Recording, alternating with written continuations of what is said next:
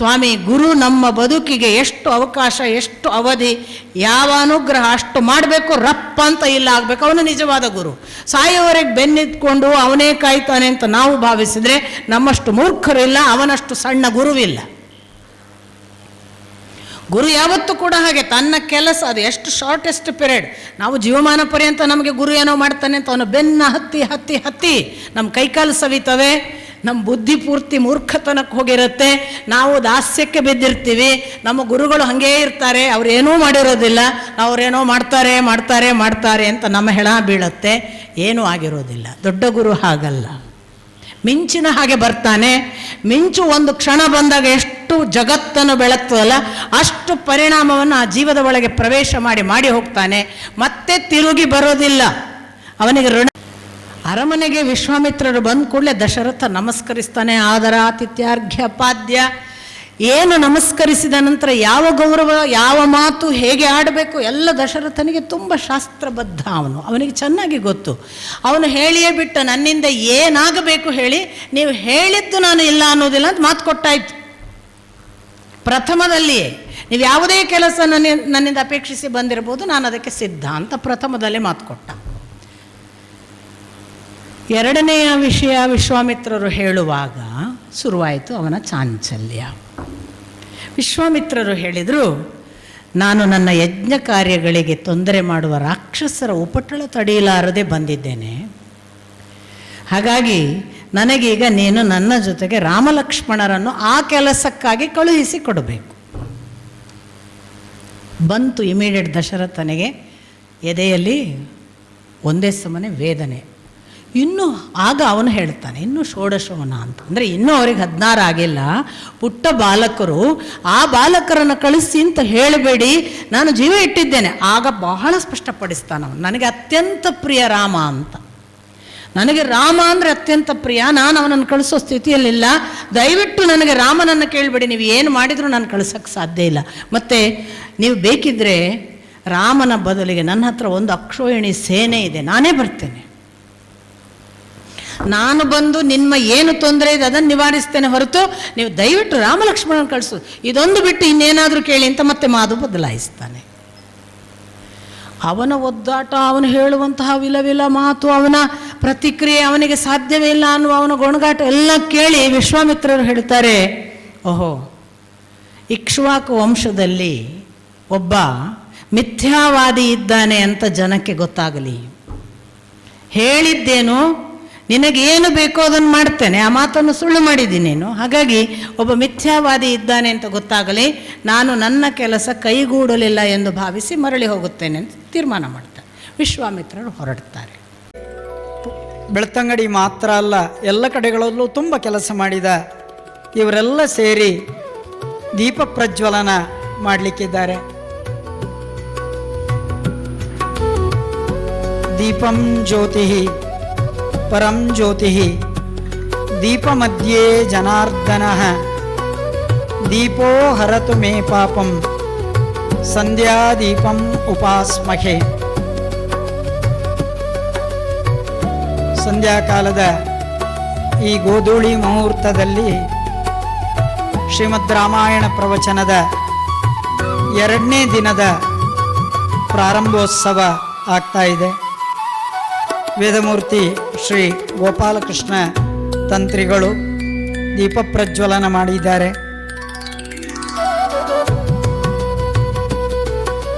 ಶ್ರೀ ರಮೇಶ್ ಬಂಗೇರ ಅವರು,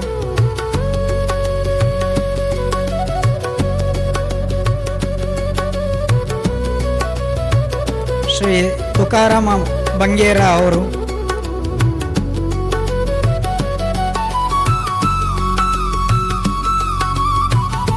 ಶ್ರೀ ಸರ್ ನೀವು ಮುಂದುವರಿಸಿ ಅವರು, ಶ್ರೀ ಧರಣೇಂದ್ರ ಜೈನ್ ಅವರು, ಇವರೆಲ್ಲ ಸೇರಿ ಈ ಪ್ರವಚನದ ಆಂದೋಲನಕ್ಕೆ ಒಂದು ಹೊಸ ಕಂಪನ ಕೊಟ್ಟಿದ್ದಾರೆ. ದೀಪ ಬೆಳಗಿಸುವುದರ ಮೂಲಕ ಕಾರ್ಯಕ್ರಮ ಪ್ರಾರಂಭ ಆಗಿದೆ. ಎಲ್ರಿಗೂ ಕೂಡ ಕೃತಜ್ಞತೆಗಳು. ಇನ್ನು ಮುಂದೆ ವೀಣಾ ಬನ್ನಂಜೆಯವರು ಶ್ರೀಮದ್ ರಾಮಾಯಣ ಪ್ರವಚನ ಸಪ್ತಾಹದ 2ನೇ ದಿನದ ಪ್ರವಚನ ಪ್ರಾರಂಭಿಸಬೇಕು ಅಂತ ಪ್ರೀತಿಯಿಂದ ನಿವೇದನೆ ಮಾಡಿಕೊಳ್ತಾ ಇದ್ದೇನೆ. ಬಂದಿರುವ ಎಲ್ಲ ಬಂಧುಗಳಲ್ಲಿ ಮತ್ತೊಮ್ಮೆ ವಿನಂತಿ, ನಿಮ್ಮಲ್ಲಿರುವ ಮೊಬೈಲ್ಗಳನ್ನು ದಯವಿಟ್ಟು ಸ್ವಿಚ್ ಆಫ್ ಮಾಡಿ ಅಥವಾ ಕನಿಷ್ಠ ಸೈಲೆಂಟ್ ಮೋಡಲ್ಲಿಡಿ. ವೈಬ್ರೇಟರ್ ಬೇಡ, ಅದು ಹತ್ತಿರದವರಿಗೆ ಡೆಂಟಿಸ್ಟ್ ಡ್ರಿಲ್ ಮಾಡಿದಾಗೆ ಕಿರಿಕಿರಿ ಆಗ್ತದೆ, ತುಂಬ ಹಿಂಸೆ ಕೊಡ್ತದೆ. ದಯವಿಟ್ಟು ಬೇರೆ ಯಾವ ಮೋಡ್ಗಳು ಬೇಡ, ನಿಮ್ಮ ಪೂರ್ಣ ಮೋಡನ್ನು ರಾಮಾಯಣ ಮೋಡಾಗಿ ಕನ್ವರ್ಟ್ ಮಾಡಿಕೊಳ್ಳಿ ಅಂತ ಹೇಳ್ತಾ, ನಿಮ್ಮ ಒಂದು ಚಯರ ಅಲುಗಾಡಿದಾಗಲೂ ಕೂಡ ಅದು ಪ್ರವಚನ ಮಾಡುವವರಿಗೆ ಎಲ್ಲೋ ಒಂದು ದಿಕ್ಕಲ್ಲಿ ರಾಮ ಹೋಗಿ ರಾವಣನಾಗಿ ಬಿಡ್ತಾನೆ, ಅದು ಕಷ್ಟ ಆಗ್ತದೆ. ಆ ಸುಖ, ಪ್ರವಚನದ ಸುಖ ನಮಗೆ ಸಿಗಲಿ ಅಂತ ಹೇಳುವ ಕಾರಣಕ್ಕೋಸ್ಕರ ದಯವಿಟ್ಟು ಎಲ್ಲರೂ ಪ್ರೀತಿಯಿಂದ ಈ ಆಲೋಚನೆಗಳನ್ನು ನಿಮ್ಮೊಳಗೆ ಮಾಡಿಕೊಳ್ಳಿ ಅಂತ ವಿನಂತಿ ಮಾಡ್ತಾ, ವೀಣಾ ಬನ್ನಂಜೆಯವರು ಪ್ರವಚನ ಮುಂದುವರಿಸಬೇಕು ಅಂತ ವಿನಂತಿ ಮಾಡಿಕೊಳ್ತಾ ಇದ್ದೇನೆ. ಎಲ್ರಿಗೂ ಮತ್ತೊಮ್ಮೆ ಪ್ರೀತಿಯ ಸ್ವಾಗತ.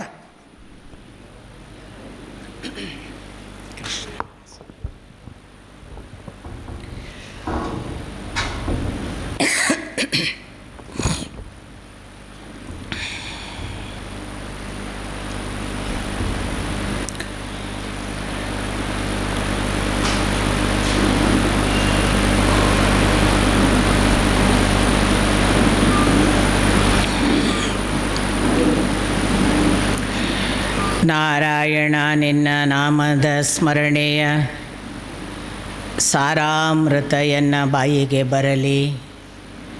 ಬಾರಂಗ ಕನಸಿನೊಳಾಗಲಿ ನನಸಿನೊಳಾಗಲಿ, ಮನಸ್ಸು ಕೆಟ್ಟಿರಲಿ ಮುನಿದಿರಲಿ. ಜನಕಜಾಪತಿ ನಿನ್ನ ಅಭೀಷ್ಟದ ಸ್ಮರಣೆಯ ಅಷ್ಟಾಕ್ಷರ ಮಂತ್ರ ಜಪಿಸುವ ಹಾಗೆ ಬಾರಂಗ.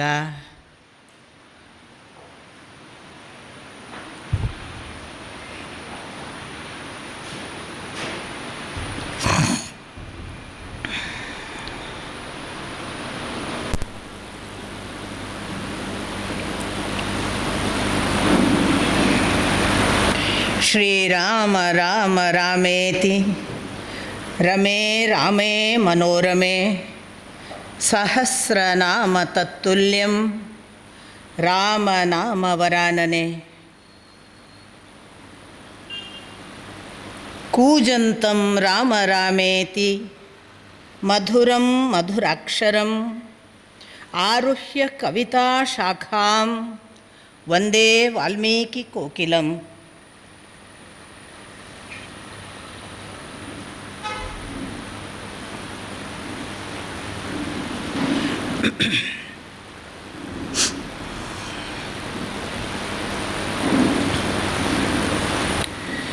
ಪರಮ ಭಕ್ತಿಯಿಂದ ಶ್ರೀರಾಮಚಂದ್ರನನ್ನು ವಂದಿಸಿ, ಮಹರ್ಷಿಗಳಾದ ವಾಲ್ಮೀಕಿಗಳನ್ನು ಸ್ಮರಿಸಿ ನಮಿಸಿ, ನೆರೆದಿರುವ ಎಲ್ಲ ಸದ್ಭಕ್ತ ಹಿರಿಕಿರಿಯ ಪದತಲಕ್ಕೆ ಹಣೆ ಹಚ್ಚಿ ನಮಸ್ಕಾರ.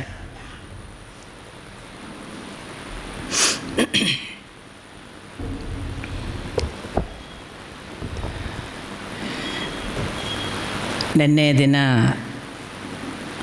ಒಂದಿಷ್ಟು ವಾಲ್ಮೀಕಿಗಳ ಮನೋವಲಯದಲ್ಲಿ ನಾವು ಪ್ರವೇಶ ಮಾಡಿದ್ದೆವು. ವಾಸ್ತವಿಕ ಅದು ಒಂದು ಥರದ ವಿಹಾರ, ಅಂದರೆ ಅಂತರಂಗ ಧ್ಯಾನದ ಒಂದು ಮುಖವಾಗಿಯೂ ನಿಮಗೆ ಕೇಳಿಸಿದರೆ ಏನು ಅದು ಅಚಾತುರ್ಯವಲ್ಲ.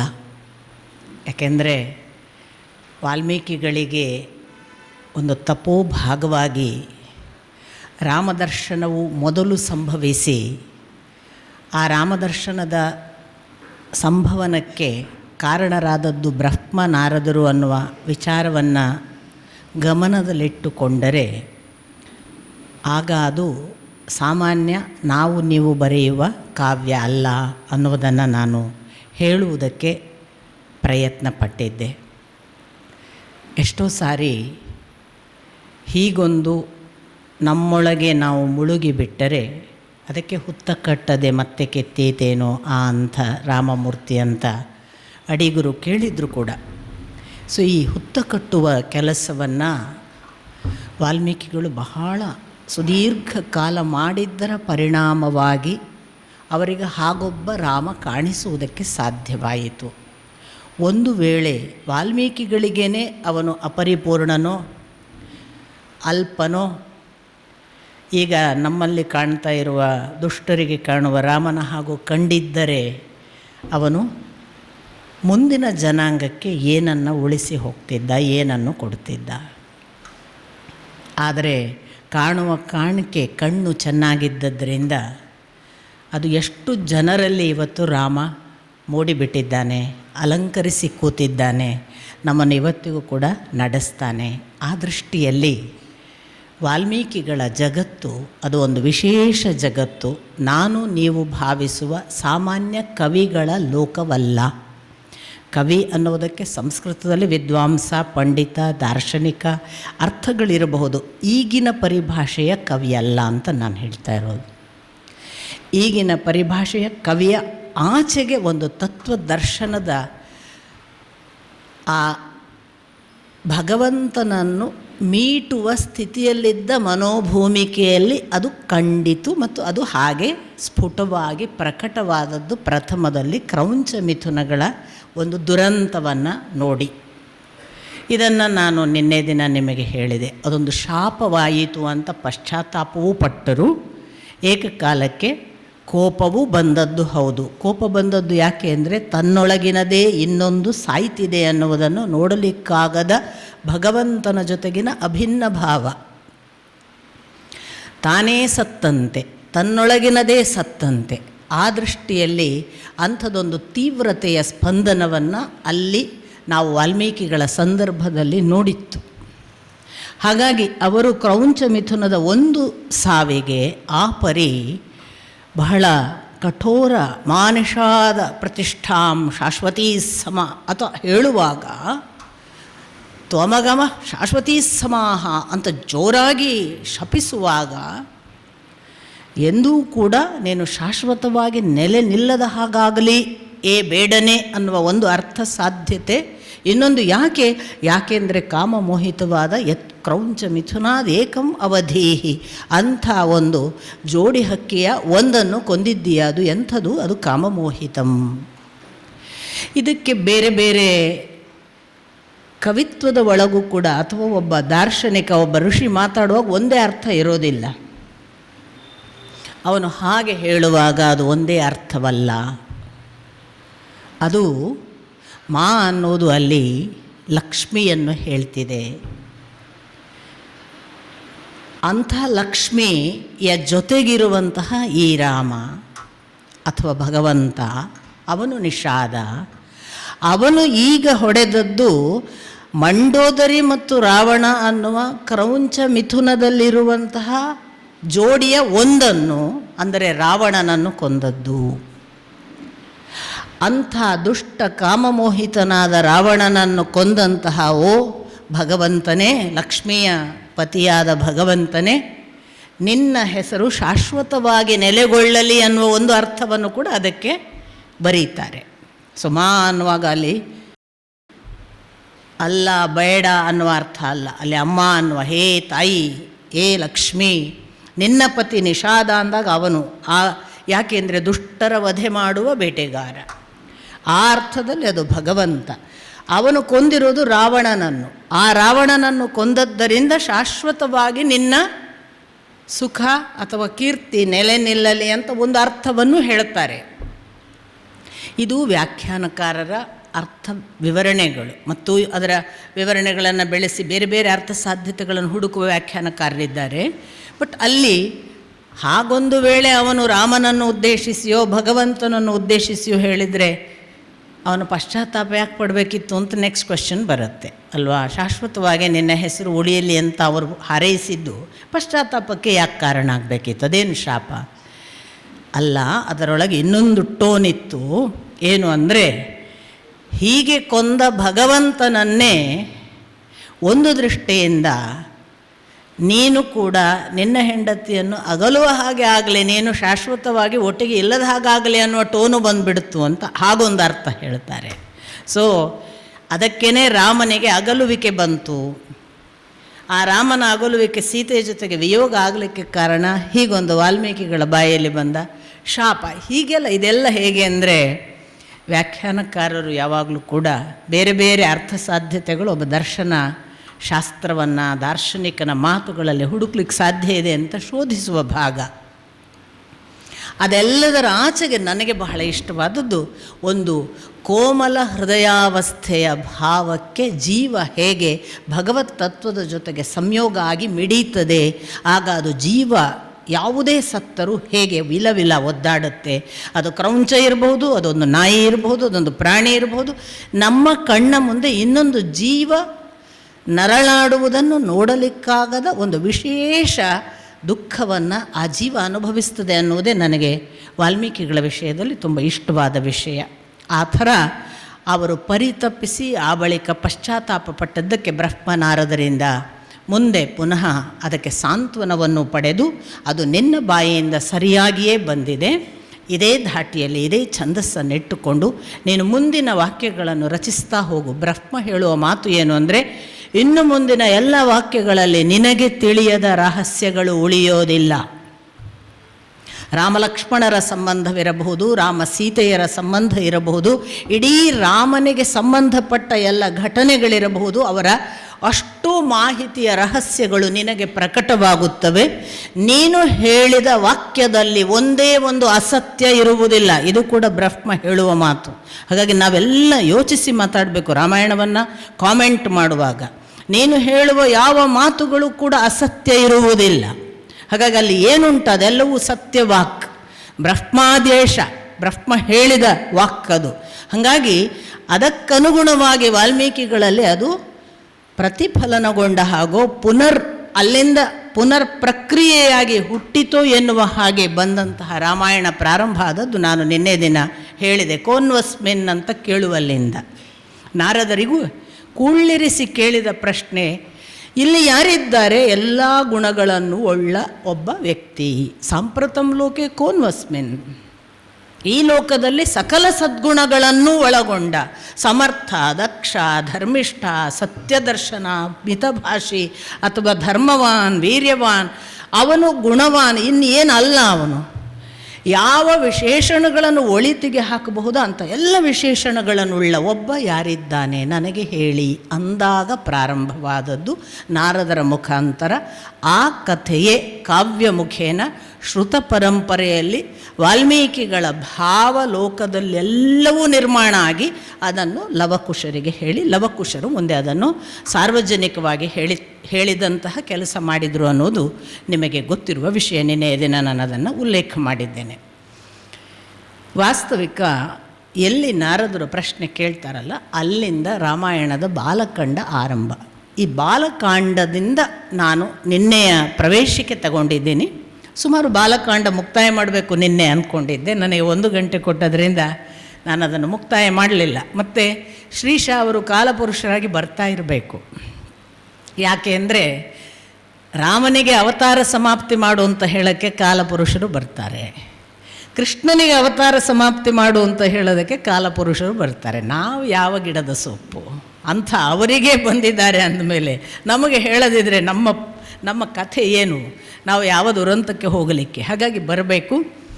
ಇಂಥ ಎಲ್ಲ ಒಂದು ವಾಲ್ಮೀಕಿಗಳ ಮನಸ್ಥಿತಿಯ ಪ್ರಶ್ನೆಗೆ ಅನುಗುಣವಾಗಿ ನಾರದರಿಂದ ಉತ್ತರ ಪ್ರಾರಂಭವಾದದ್ದು. ಅವರು ನೇರವಾಗಿ ಇಡೀ ವಂಶ ಹೇಗೆ ಸೂರ್ಯವಂಶ ಅದು ಎಲ್ಲಿಂದ ಇಕ್ಷ್ವಾಕುವಿನಿಂದ ಪ್ರಾರಂಭವಾಗಿ ಸಗರನವರೆಗೆ ಬಂತು ಮತ್ತು ಸಗರನಲ್ಲಿ ಕಥೆಯನ್ನು ಅವರು ಆರಂಭ ಮಾಡ್ತಾರೆ. ಸಗರನಿಗೆ 60,000 ಮಕ್ಕಳು, ಒಂದು ಹೆಂಡತಿಯಿಂದ ಸುಮತಿ ಅನ್ನುವವಳಿಂದ, ಕೇಶಿನಿ ಅನ್ನುವವಳಿಂದ ಅಸಮಂಜಸ ಅನ್ನುವ ಒಬ್ಬ ಮಗ. ಅಲ್ಲಿಂದ ಪ್ರಾರಂಭ ಮಾಡಿ ಅವರು ದಶರಥನ ಕಥೆಗೆ ಬರ್ತಾರೆ. ಈ ದಶರಥ ಕೋಸಲ ದೇಶದಲ್ಲಿ ಬಹಳ ಒಳ್ಳೆಯ ರಾಜ. ಅಷ್ಟು ಒಳ್ಳೆಯ ರಾಜ ಸುಭಿಕ್ಷೆಯನ್ನು ಕೊಟ್ಟು ಜಗತ್ತಿನಲ್ಲಿ ಧರ್ಮಸ್ಥಾಪನೆ ಮಾಡಿ ಲೋಕ ಕಲ್ಯಾಣಾರ್ಥವಾಗಿ ಏನು ಒಳಿತು ಬೇಕೋ ಅದೆಲ್ಲವನ್ನು ಮಾಡಿಕೊಂಡು ಸಕಲ ಸುಖ ವೈಭವಗಳನ್ನು ರಾಜ್ಯದ ಅಷ್ಟೂ ಜನರಿಗೆ ಕೊಟ್ಟವ. ದಶರಥನ ಕಾಲದಲ್ಲಿ ಯಾರಿಗೂ ಕೂಡ ಇದೊಂದು ಇಲ್ಲ ಅನ್ನುವ ಊನ ಇರಲಿಲ್ಲ, ಇದು ಸಿಕ್ಕಲಿಲ್ಲ ಅನ್ನುವ ಕೊರತೆ ಇರಲಿಲ್ಲ, ಸಕಲವನ್ನು ಅನುಭವಿಸುವ ಸುಖಕ್ಕೆ ಯಾವ ದಾರಿದ್ರ್ಯ ಇರಲಿಲ್ಲ, ಬಡತನ ಅನ್ನೋದು ಗೊತ್ತಿರಲಿಲ್ಲ, ಬರಗಾಲ ಕ್ಷಾಮ ಕೇಳಿದ ವಸ್ತುವಲ್ಲ. ಅಂಥ ರಾಜ ಅಂತಂದರೆ ರಾಜನಿಗನುಗುಣವಾಗಿ ದೇಶ ಮತ್ತು ರಾಜ್ಯಗಳು ಸುಭಿಕ್ಷ ಮತ್ತು ದುರ್ಭಿಕ್ಷಕ್ಕೆ ಒಳಗಾಗ್ತವೆ ಅನ್ನೋದನ್ನು ಪುರಾಣ ಸ್ಪಷ್ಟವಾಗಿ ಹೇಳ್ತದೆ. ಯಾಕೆಂದರೆ ಒಬ್ಬ ರಾಜ ಬಂದು ತಾನು ಅಧಿಕಾರ ತಗೊಳ್ಳೋದು ಅಂದರೆ ಆ ರಾಜನ ಜೊತೆಗೆ ದೇವತೆಗಳು ಬಂದು ಕೂಡ ಅವನಲ್ಲಿ ನೆಲೆಸ್ತಾರೆ ಅಂತ. ಸಕಲ ದೇವತೆಗಳು ಕೂಡ ಬಂದು ಆ ದೇಹದಲ್ಲಿ ನೆಲೆಸಿ ಇಡೀ ದೇಶದ ಒಳಿತನ್ನು ಮತ್ತು ರಾಜ್ಯದ ಒಳಿತನ್ನು ನೋಡಿಕೊಳ್ಳುವ ಜವಾಬ್ದಾರಿಯನ್ನು ಇವನ ಮೂಲಕ ಮಾಡ್ತಾರೆ, ಇವನ ದೇಹಕ್ಕೆ ಆ ಶಕ್ತಿ ಕೊಡ್ತಾರೆ ಅನ್ನುವ ಮಾತುಗಳು ಎಲ್ಲ ಇವೆ. ಹಾಗಾಗಿ ಯಾವುದೋ ಒಂದು ಸಂದರ್ಭದಲ್ಲಿ ನಮಗೆ ದುರ್ಭಿಕ್ಷೆ, ಬರಗಾಲ, ಕ್ಷಾಮ ಬಂದಿದೆ ಅಂದರೆ ಅದಕ್ಕೆ ರಾಜ ಕೂಡ ಕಾರಣ, ರಾಜನೊಬ್ಬನೇ ಕಾರಣ ಅಂತ ನನ್ನ ಮಾತಿನ ಅರ್ಥ ಅಲ್ಲ. ರಾಜ ಕೂಡ ಕಾರಣ ಅನ್ನೋದನ್ನು ಪುರಾಣಗಳು ಸಾಕಷ್ಟು ಬೇರೆ ಬೇರೆ ಪೃಥುವಿನ ಸಂದರ್ಭದಲ್ಲಿ ಏನು ಸುಭಿಕ್ಷೆ, ವೇಮನನ ಕಾಲಕ್ಕೆ ಎಂಥ ದುಷ್ಟ ದಾರಿದ್ರ್ಯ, ಇದಕ್ಕೆ ಕಾರಣಗಳೇನು ಅಂತ ಹಿನ್ನೆಲೆಗಳನ್ನೆಲ್ಲ ಕೊಡ್ತಾರೆ. ಆದ್ದರಿಂದ ಅಂಥದ್ದೊಂದು ದುಷ್ಟ ದಾರಿದ್ರ್ಯಗಳ ಶಬ್ದವೇ ಗೊತ್ತಿರಲಿಲ್ಲ ನಿಘಂಟಿನಲ್ಲಿ ಅನ್ನುವ ಹಾಗೆ ದಶರಥ ಸುಭಿಕ್ಷೆಯ ಕಾಲ. ಲೋಕ ಸುಖದಿಂದ ಇತ್ತು, ಜಗತ್ತು ಸುಖದಿಂದ ಇತ್ತು, ಇಡೀ ದಶರಥ ವಂಶ ಸುಖದಿಂದ ಇತ್ತ ಕೇಳಿದರೆ ದಶರಥನಿಗೊಂದು ಕೊರತೆ ಇತ್ತು, ಮಕ್ಕಳಿರಲಿಲ್ಲ. ಸೊ ಎಲ್ಲವೂ ಇದ್ದಂತಹ ಕಾಲದಲ್ಲಿ ದಶರಥನಿಗೆ ಒಂದು ಕೊರತೆ ಇತ್ತು.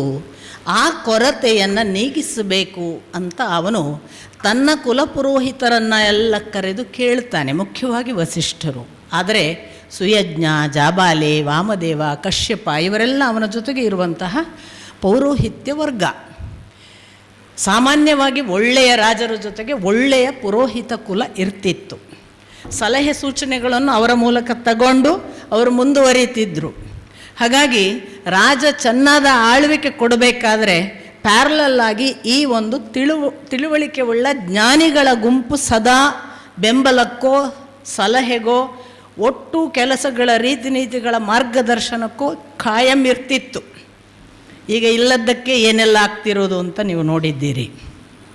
ಎಲ್ಲಕ್ಕಿಂತ ಹೆಚ್ಚಾಗಿ ಹಾಗೆ ಇರುವವರ ಬಗ್ಗೆಯೇ ಒಂದು ದೊಡ್ಡ ಆಕ್ರೋಶ. ಯಾರನ್ನಾದರೂ ಒಳ್ಳೆಯ ತಿಳುವಳಿಕೆ ಇರುವಂತಹ ಜ್ಞಾನಿಗಳನ್ನು, ತುಂಬ ಬಲ್ಲ ದರ್ಶನ ಪರಂಪರೆಯ ಧರ್ಮಶಾಸ್ತ್ರಗಳನ್ನು ತಮ್ಮ ಜೀವನದ ದಾರಿ ಮಾಡಿಕೊಂಡವರನ್ನು ಇವತ್ತು ರಾಜರು ಸಮೀಪ ಇಟ್ಕೊಳ್ಳೋದಿಲ್ಲ. ಅವರಿಟ್ಕೊಳ್ಳೋದು ದೇವ ವಿರೋಧಿಗಳನ್ನು, ನಾಸ್ತಿಕರನ್ನು, ಧರ್ಮಶಾಸ್ತ್ರವನ್ನು ವಿರೋಧಿಸುವವರನ್ನು, ಆಚರಣೆ ನಂಬಿಕೆಗಳನ್ನು ಕೆಣಕುವವರನ್ನು, ಅವರನ್ನೇ ತಮ್ಮ ಹಿಂಬಾಲಕರನ್ನು ಮಾಡಿಕೊಳ್ಳೋದು. ಹಾಗಾಗಿ ರಾಜರ ನಡೆಗಳೆಲ್ಲ ಅಧರ್ಮ, ಅಶಾಸ್ತ್ರ, ಅನಾಚಾರ ಇವುಗಳ ಕಡೆಗೆ ಹೆಚ್ಚು ಹೋಗ್ತಾ ಇರೋದನ್ನು ನಾವು ಸುಮ್ಮನೆ ನೋಡ್ತಾ ಕೂತಿದ್ದೇವೆ. ಇವತ್ತು ಎಷ್ಟೋ ಬಾರಿ ಒಬ್ಬೊಳ್ಳೆ ರಾಜ ಬಂದರೆ ಧರ್ಮಿಷ್ಠರು ಸಂತೋಷ ಪಡ್ತಾರೆ. ಈ ಎಡಚರರು ಅಂತ ಹೇಳುವ ಯಾವ ನಾಸ್ತಿಕತೆ, ಅಧರ್ಮ, ಮೌಢ್ಯ ಅಂತೆಲ್ಲ ಬೊಬ್ಬೆ ಹೊಡಿತಾರಲ್ಲ, ಅವರಿಗೆಲ್ಲ ವಿಲವಿಲ ಒದ್ದಾಟ ಪ್ರಾರಂಭ ಆಗುತ್ತೆ ಧರ್ಮಿಷ್ಠರು ಬಂದ ಕೂಡಲೇ. ಇಂಥದ್ದು ನಮಗೆ ನೀವು ಪರಂಪರೆಯಿಂದ ನೋಡಿದರೆ ದಶರಥ ಪರಂಪರೆಯಲ್ಲಿ ಯಾಕಷ್ಟು ಚೆನ್ನಾಗಿತ್ತು ಅಂದರೆ ಧರ್ಮಿಷ್ಠರ ಜೊತೆಗಿದ್ದ. ಅವನು ಸದಾ ಏನು ಕೇಳೋದಿದ್ರೂ ವಸಿಷ್ಠರನ್ನು ಕೇಳ್ತಿದ್ದ. ಸುಯಜ್ಞ ಅಥವಾ ವಾಮದೇವ, ಕಶ್ಯಪ ಇವರಂತಹ ಜಾಬಾಲಿ ಇಂಥ ದಾರ್ಶನಿಕ ಮುನಿಗಳ ಜೊತೆಗೆ ತನ್ನ ದಾರಿ ನಡೆಯುತ್ತಿದ್ದ. ಅಂಥ ಒಬ್ಬ ಕುಲಪುರೋಹಿತರ ಸಮಾಗಮದಲ್ಲಿ ಅವನಿಗೆ ತಿಳಿದ ವಿಷಯ ಏನು ಅಂದರೆ, ಹೌದು ನಿನಗೆ ಸಂತಾನ ಇಲ್ಲ ನಿಜ, ಸಂತಾನಕ್ಕಾಗಿ ಒಂದು ಅಶ್ವಮೇಧ ಯಾಗ ಮಾಡಿ ಆ ಅಶ್ವಮೇಧ ಯಾಗ ಮುಗಿದ ಬಳಿಕ ಮತ್ತೆ ಪುತ್ರಕಾಮೇಷ್ಟಿ ಯಜ್ಞ ಮಾಡಬಹುದು ಅನ್ನೋ ಸಲಹೆ ಬರುತ್ತೆ. ಅಶ್ವಮೇಧ ಯಾಗ ಯಾವಾಗಲೂ ಮಾಡುವುದು ಇದುವರೆಗೆ ಏನಾದರೂ ಗೊತ್ತಿಲ್ಲದೆ ತಪ್ಪುಗಳನ್ನು ದೋಷಗಳನ್ನು ಮಾಡಿದರೆ ಪಾಪ ಪರಿಹಾರಕ್ಕೆ. ಅದು 12 ತಿಂಗಳು ಒಂದು ಕುದುರೆಯನ್ನು ಬಿಟ್ಟು ಬಿಡೋದು. ಆ ಕುದುರೆಯ ಹಿಂದೆ 400 ಜನ ಅದರ ಕಾವಲಿಗೆ, ಅವರೆಲ್ಲ ಎಕ್ಸ್ಪರ್ಟ್ಸ್ ಇರ್ತಾರೆ. ಕುದುರೆಯ ಜೊತೆಗೆ ಹೋಗಬೇಕಲ್ಲ ಬೆನ್ನು ಹತ್ತಿ. ಆ ಕುದುರೆಯನ್ನು ಯಾರು ಹಿಡಿದು ಕಟ್ಟಬಾರದು. ಅದು 12 ತಿಂಗಳು ಎಲ್ಲೆಲ್ಲ ಹೋಗಿ ಬಂತು ಅಲ್ಲಿ ಯಾರೂ ಕೂಡ ಕಟ್ಟದೇ ಇದ್ದರೆ ಅವನ ಕುದುರೆ ಮುಂದೆ ತನ್ನ ಅಶ್ವಮೇಧದ ಬಲಿಗೆ ಸಿದ್ಧವಾಗತ್ತೆ. ಕುದುರೆನ ಯಾಕೆ ಬಲಿ ಕೊಡಬೇಕು ಅದೆಲ್ಲ ನಾನು ಆ ವಿಷಯದ ಚರ್ಚೆಗೆ ಹೋಗೋದಿಲ್ಲ. ಆ ಕಾಲಕ್ಕೆ ಒಂದೊಂದು ನಂಬಿಕೆ. ಈ ಅಶ್ವಮೇಧ ಅನ್ನುವುದನ್ನು ಸತತ ವರ್ಷಗಳಿಂದ ಮಾಡಿಕೊಂಡು ಬಂದ ಭಾರತೀಯ ಪರಂಪರೆಯಲ್ಲಿ ದಶರಥನಿಗೂ ಅಶ್ವಮೇಧ ಯಜ್ಞದ ಸಂದರ್ಭ. ಅವನು ಆ ಯಜ್ಞವನ್ನು ಮಾಡ್ತೇನೆ ಅಂತ ಒಪ್ಪಿಕೊಂಡಾಗ 8 ಜನ ಮಂತ್ರಿಗಳು ಇವನಿಗೆ. 8 ಜನ ಮಂತ್ರಿಗಳಲ್ಲಿ ಸುಮಂತ್ರ ಕೂಡ ಒಬ್ಬ. ಸುಮಂತ್ರ ಬಹಳ ಮಿತ್ರನ ಹಾಗೆ ಅತ್ಯಂತ ಒಡನಾಟದಲ್ಲಿದ್ದಂತಹ ದಶರಥನ ಮಂತ್ರಿಗಳು ಅಂದರೆ ಎಷ್ಟು ಒಳ್ಳೆಯವರಿರ್ತಾರೆ ಮತ್ತು ಹೇಗೆ ದಶರಥನ ಒಳಿತನ್ನು ಅಕ್ಷರಕ್ಷರ ಉಸಿರಿಗೆ ಪಾಲಿಸಿ ಕಾಪಾಡ್ತಾರೆ ಅನ್ನೋದಕ್ಕೆ ಸುಮಂತ್ರ ಒಳ್ಳೆಯ ಉದಾಹರಣೆ ಥ್ರೂ ನಿಮಗೆ. ಅವನಲ್ಲದೆ ವಿಜಯ, ಜಯಂತ, ಅರ್ಥಪಾಲ, ಮಂತ್ರಪಾಲ ಇವರು ಇದ್ದಾರೆ, ಸಿದ್ಧಾರ್ಥ ಅಂತೆಲ್ಲ. ಆದರೆ ಸುಮಂತ್ರನಷ್ಟು ಅತ್ಯಂತ ನಿಕಟ ಸ್ನೇಹಿತನ ಹಾಗೆ ಗೈಡ್ ಮಾಡಿದ ಒಬ್ಬ ಮಂತ್ರಿ ನಮಗೆ ಕಾಣೋದಿಲ್ಲ. ಸುಮಂತ್ರ ಹೇಳ್ತಾನೆ, ನೀನು ಅಶ್ವಮೇಧ ಮಾಡಿ ಪುತ್ರ ಕಾಮೇಷ್ಟಿ ಯಜ್ಞ ಮಾಡುವುದಾದರೆ ಹಿಂದೆ ನಾನು ಋಷಿಗಳು ಹೇಳಿದ ಒಂದು ಮಾತು ಕೇಳಿದ್ದೇನೆ. ಆ ಮಾತಿನ ಪ್ರಕಾರ ನೀನು ಹೋಗೋದು ಒಳ್ಳೆಯದು. ನೀನು ಯಜ್ಞ ಮಾಡುವುದಕ್ಕೆ ಪುತ್ರ ಕಾಮೇಷ್ಟಿ ಯಜ್ಞವನ್ನಾಗಲಿ ಅಶ್ವಮೇಧ ಯಜ್ಞವನ್ನಾಗಲಿ ಮಾಡುವುದಕ್ಕೆ ಮೊದಲು ಋಷ್ಯಶೃಂಗನನ್ನು ಕರೆಸಿಕೊಳ್ಳುವುದು ಒಳ್ಳೆಯದು. ಋಷ್ಯಶೃಂಗನನ್ನು ಕರೆಸಿಕೊಂಡು ನೀನು ಯಜ್ಞ ಮಾಡಬೇಕು. ಆಗ ನಿನ್ನ ಯಜ್ಞ ಯಶಸ್ವಿ ಆಗ್ತದೆ. ಅವನ ಮೂಲಕ ನಿನಗೆ ಪುತ್ರ ಸಂತಾನ ಒದಗ್ತದೆ ಪುತ್ರ ಕಾಮೇಷ್ಟಿ ಯಜ್ಞದಲ್ಲಿ ಅನ್ನುವುದನ್ನು ಹಿಂದೆ ನಾರದರು ಸನತ್ಕುಮಾರರಿಗೆ ಹೇಳಿದ ವಿಷಯವನ್ನು ಋಷಿಗಳ ಮುಖಾಂತರ ನಾನು ಕೇಳಿದ್ದೇನೆ ಅಂತ ಸುಮಂತ್ರ ಸಲಹೆ ಕೊಡ್ತಾನೆ. ನೋಡಿ ಎಷ್ಟು ಪ್ಯಾರಲಲ್ ಆಗಿ ಧರ್ಮಶಾಸ್ತ್ರದ ಬೆನ್ನು ಹತ್ತುತ್ತಿದ್ರು ಅಂತ ಒಂದು ಕೆಲಸ ಮಾಡುವಾಗ. ಕೂಡಲೇ ಸುಮಂತ್ರನಿಗೆ ಇವನು ಕೇಳ್ತಾನೆ, ಏನು ಋಷ್ಯಶೃಂಗನನ್ನು ಕರ್ಕೊಂಡು ಬರಬೇಕು ಅಂದರೆ ಋಷ್ಯಶೃಂಗನ ಕಥೆ, ಅದರ ಹಿನ್ನೆಲೆ, ಅದು ಹೇಗೆ ನಿನಗೆ ಗೊತ್ತಾಯಿತು ಹೇಳು ಅಂತ ದಶರಥ ಕೇಳಲಾಗಿ ನಮಗೊಂದು ಭಾರಿ ಅಪರೂಪದ ಪಾತ್ರವನ್ನು ವಾಲ್ಮೀಕಿಗಳು ಪ್ರೆಸೆಂಟ್ ಮಾಡ್ತಾರೆ. ಋಷ್ಯಶೃಂಗ ಯಾರು ಅಂತಂದರೆ ವಾಸ್ತವಿಕ ಅಂಗರಾಜ ರೋಮಪಾದ ಅಂತ ಒಬ್ಬ. ಈ ರೋಮಪಾದ ದಶರಥನಿಗೆ ಬಹಳ ಒಳ್ಳೆಯ ಮಿತ್ರ. ಅಂಗದೇಶದ ಈ ರಾಜನಿಗೆ ಕೂಡ ಒಂದು ಕೊರತೆ, ಮಕ್ಕಳಿಲ್ಲದ ಅಂಗರಾಜನಿಗೆ ಒಂದು ಸಂದರ್ಭ ಬಂದು ತನಗೆ ಮಕ್ಕಳು ಬೇಕು, ದತ್ತಕ್ಕೆ ಕೊಡು ಅಂತ ರೋಮಪಾದ ಕೇಳಿದ್ದು ದಶರಥನನ್ನೇ. ಈಗ ಮತ್ತೆ ಕಾಂಟ್ರಡಿಕ್ಷನ್ ಅಲ್ವಾ, ಮಕ್ಕಳಿಲ್ಲ ಅಂತ ಇವ ಪುತ್ರ ಕಾಮೇಷ್ಟಿಗೆ ಹೊರಟಿದ್ದಾನೆ ಅಂತ ದಶರಥನ ಹತ್ರ ಮಕ್ಕಳನ್ನು ಕೇಳಿದ್ನಲ್ಲ. ಹೌದು, ಅಪ್ಪ ಹೇಳುವ ಪ್ರಕಾರ, ನನ್ನ ತಂದೆಯವರು ಹೇಳುವ ಪ್ರಕಾರ ದಶರಥನಿಗೆ ಸಾಕಷ್ಟು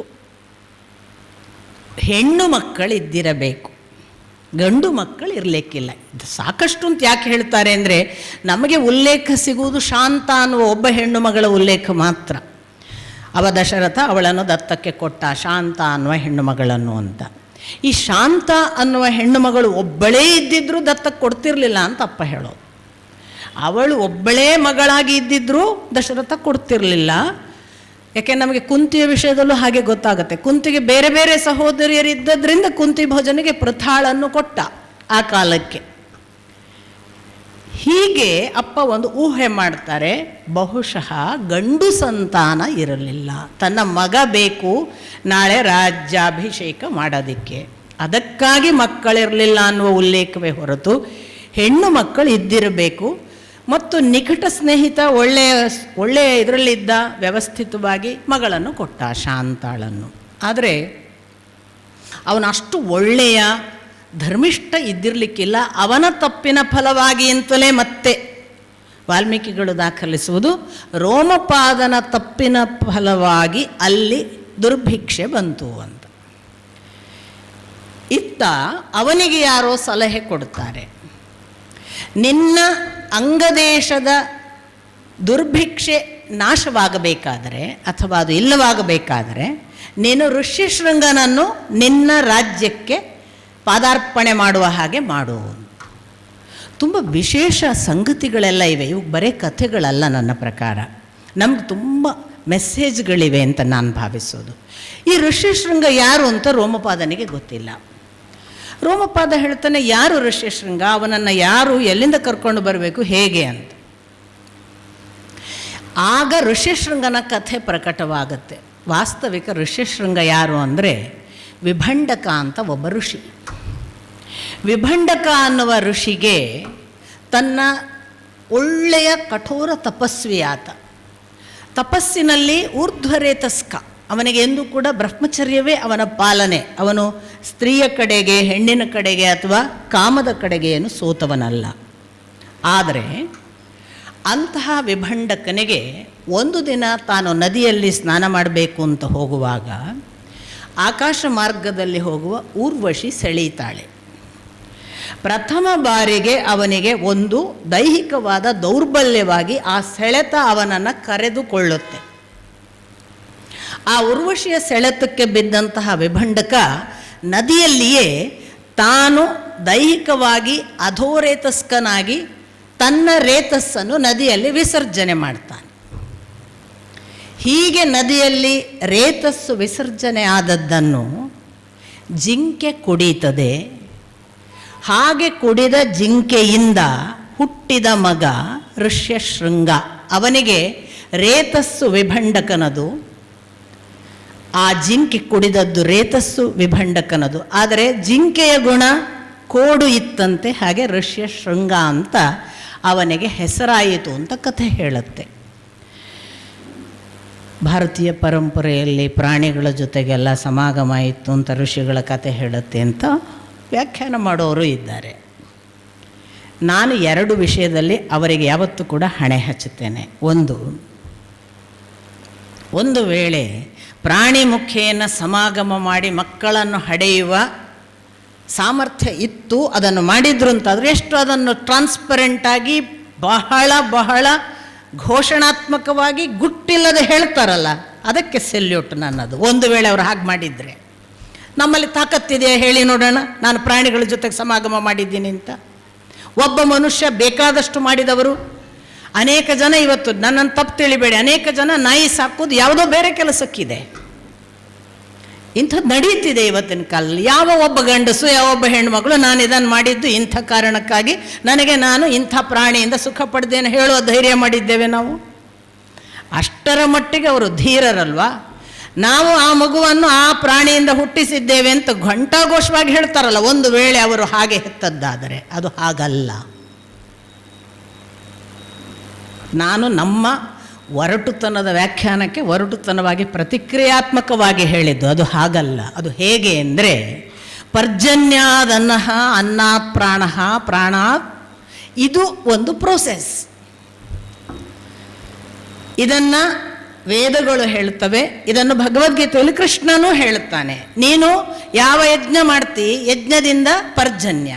ನಿನ್ನ ಯಾವ ಕರ್ಮ ಇದೆ, ಯಜ್ಞ ಅಂದರೆ ಕರ್ಮ ಅಂದ್ಕೊಳ್ಳಿ. ನೀನು ಮಾಡುವ ಒಳ್ಳೆಯ ಮತ್ತು ಕೆಟ್ಟ ಕರ್ಮಗಳಿಂದ ಮಳೆಯಿಂದ ಆಹಾರ, ಆಹಾರದಿಂದ ಪ್ರಾಣ.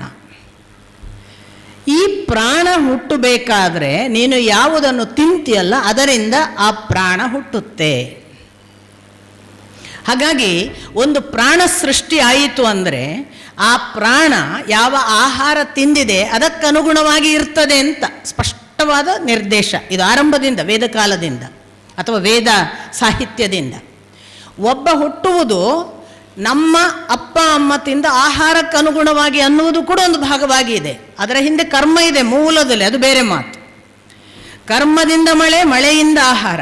ಹಾಗಾಗಿ ನಾನು ಏನು ಮಾಡಿದ್ದೇನೋ ಅದನ್ನು ನಾನು ತಿನ್ನುವುದು ಅಲ್ಟಿಮೇಟ್ಲಿ. ಆ ಆಹಾರದಿಂದ ನನ್ನ ವೀರ್ಯ ನಿರ್ಮಾಣ, ವೀರ್ಯ ಅಥವಾ ಅಂಡ. ನನ್ನ ವೀರ್ಯವನ್ನು ನಿರ್ಧರಿಸುವುದು ನಾನು ಯಾವ ಆಹಾರ ತಿಂದಿದ್ದೇನೆ, ಅದು ನನ್ನ ವೀರ್ಯವನ್ನು ನಿರ್ಣಯ ಮಾಡುತ್ತೆ. ಒಬ್ಬ ಗಂಡಿನ ವೀರ್ಯವನ್ನು ನಿರ್ಣಯ ಮಾಡುತ್ತೆ. ಒಬ್ಬ ಹೆಣ್ಣಿನ ಅಂಡವನ್ನು, ಅಥವಾ ಅದು ಕೂಡ ಅವಳ ವೀರ್ಯ ಭಾಗ, ಅವಳ ಸತ್ವ ಭಾಗ, ಅದನ್ನು ಅದು ನಿರ್ಣಯ ಮಾಡುತ್ತೆ. ಎರಡು ಆಹಾರಗಳ ಮುಖಾಂತರ ಒಂದು ವೀರ್ಯ, ಒಂದು ಅಂಡ ನಿರ್ಮಾಣ ಆದರೆ ಅದರ ಬೆಸತದಿಂದ ಒಂದು ಒಳ್ಳೆಯ ಸೃಷ್ಟಿ. ಒಳ್ಳೆಯ ಆಹಾರ ತಿನ್ನದೇ ಇರೋದ್ರಿಂದಲೇ ಇವತ್ತು ಒಳ್ಳೆಯ ಮಕ್ಕಳು ಹುಟ್ಟಿಲ್ಲ. ಅಲ್ಲಿ ಇಲ್ಲಿ ದರ್ಶಿನಿ ಹೋಟೆಲ್ನಲ್ಲಿ ನಿತ್ತು ತಿಂದು ಏನೇನೋ ತಿನ್ನೋದ್ರಿಂದಲೇ ಮಕ್ಕಳು, ದಯವಿಟ್ಟು ತಪ್ಪು ತಿಳಿಬಿಡಿ, ಎಲ್ಲ ಅನಾರೋಗ್ಯಗಳು ಇವತ್ತಿನ ಮಕ್ಕಳಿಗೆ ಹೆಚ್ಚು. ಹಿಂದಿನ ನಮ್ಮಕ್ಕಿಂತ ನಮ್ಮ ಹಿರಿಯರಿಗೆ ಆರೋಗ್ಯ ಚೆನ್ನಾಗಿತ್ತು, ನಮ್ಮ ಹಿರಿಯರಿಗಿಂತ ಅವರ ಹಿರಿಯರ ಆರೋಗ್ಯ ಚೆನ್ನಾಗಿತ್ತು. ಯಾಕೆಂದರೆ ಆಹಾರ ಡಿಟೀರಿಯರೇಟ್ ಆಗ್ತಾ ಬಂದಿದೆ. ನಮ್ಮ ನಂತರದ ಮಕ್ಕಳಿಗೆ ಒಳ್ಳೆಯ ಆಹಾರವೇ ಇಲ್ಲ, ಆದ್ದರಿಂದ ಕೆಟ್ಟ ಆಹಾರವನ್ನು ತಿನ್ನುವ ಪರಿಣಾಮವಾಗಿ ಅನಾರೋಗ್ಯ ಖಾಯಂ ಪಾಪ.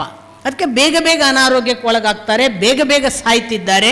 ಇದೆಲ್ಲದರ ಹಿಂದೆ ಆಹಾರ ಹಾಳಾಗಿದೆ. ನಾನು ಹೀಗೆ ಹೇಳುವಾಗ ನನಗೆ ಬಹಳ ದುಃಖವಿದೆ. ರೈತ ಹಾಳಾಗಿದ್ದಾನೆ, ಜಾಗತಿಕವಾಗಿ ರೈತ ಹಾಳಾಗಿದ್ದಾನೆ. ಯಾರು ಆಹಾರವನ್ನು ಉತ್ಪನ್ನ ಮಾಡ್ತಾನೆ ಅವನಿಗೆ ಆಮಿಷಗಳನ್ನು ಕೊಡಲಾಗಿದೆ. ಅವನಿಗೆ ನೀನು ಇಷ್ಟೇ ಬೆಳೆದ್ರೆ ಇಷ್ಟೇ ಬರುತ್ತೆ, ಇದನ್ನು ಹೀಗೆ ಬೆಳೆಯೋದ್ರಿಂದ ಇಷ್ಟು ಉತ್ಪನ್ನ ಹೆಚ್ಚುತ್ತೆ, ಇಷ್ಟು ಉತ್ಪನ್ನ ಹೆಚ್ಚಾದರೆ ನೀನು ಇಷ್ಟು ಗಳಿಸ್ತಿ ಅಂತ ಅವನಿಗೆ ಸಾಲ ಸೌಕರ್ಯಗಳನ್ನೆಲ್ಲ ಕೊಡುವ ಒಂದು ಆಮಿಷ ಕೊಟ್ಟು, ಇಷ್ಟು ಹಣ ಸಿಗುತ್ತೆ ಅಂತ ಅದರ ಬೆನ್ನು ಹತ್ತಿ ಅದಕ್ಕೆ ಬೇಕಾದ ರಾಸಾಯನಿಕಗಳನ್ನು ಬಳಸಿ ಕೆಟ್ಟ ಆಹಾರವನ್ನು ತಾನು ಉತ್ಪನ್ನ ಮಾಡಿ 4 ಜನರಿಗೆ ಕೆಡುಕುಗಳನ್ನು ತಿನ್ನಿಸಿ ತಾನು ಒಳ್ಳೆಯವನಾಗ್ತಿದ್ದೇನೆ ಅಂತ ಭ್ರಮೆಯಲ್ಲಿದ್ದಾನೆ. ಸ್ವತಃ ಅವನ ಮಕ್ಕಳನ್ನು ಕೊಲ್ತಿದ್ದಾನೆ. ಇದು ಕರ್ಮದಿಂದ ಪರ್ಜನ್ಯ, ಪರ್ಜನ್ಯದಿಂದ ಆಹಾರ ಅನ್ನುವ ಮೂಲ ಸೂತ್ರಕ್ಕೆ ಮತ್ತೆ ಬರೋದು. ಹಾಗಾಗಿ ರೈತ ಹಾಳಾಗದೇ ಇದ್ದರೆ ನಾಳಿನ ಭವಿಷ್ಯ ನಮಗೆ ಚೆನ್ನಾಗಿದೆ. ಯಾರ ಮಾತನ್ನೂ ಕೇಳಬಾರ್ದು ರೈತ. ಎಲ್ಲಿಯವರೆಗೆ ರೈತನಿಗೆ ನಾನು ಕೆಡಿಸುವ ಒಂದು ಆಹಾರ ಕೇವಲ ನಾನು ಮಾರಾಟ ಮಾಡುವ ಒಬ್ಬ ನನ್ನ ಆಹಾರವನ್ನು ಸ್ವೀಕರಿಸುವವನನ್ನು ಮಾತ್ರ ಕೆಡಿಸೋದಿಲ್ಲ, ನನ್ನ ಮಕ್ಕಳನ್ನು ಕೆಡಿಸ್ತದೆ ಅಂತ ಅವನಿಗೆ ಗೊತ್ತಿರಬೇಕಂದ್ರೆ ಅವನ ಮಕ್ಕಳು ಕೂಡ ಅದನ್ನೇ ಊಟ ಮಾಡ್ತಾರೆ.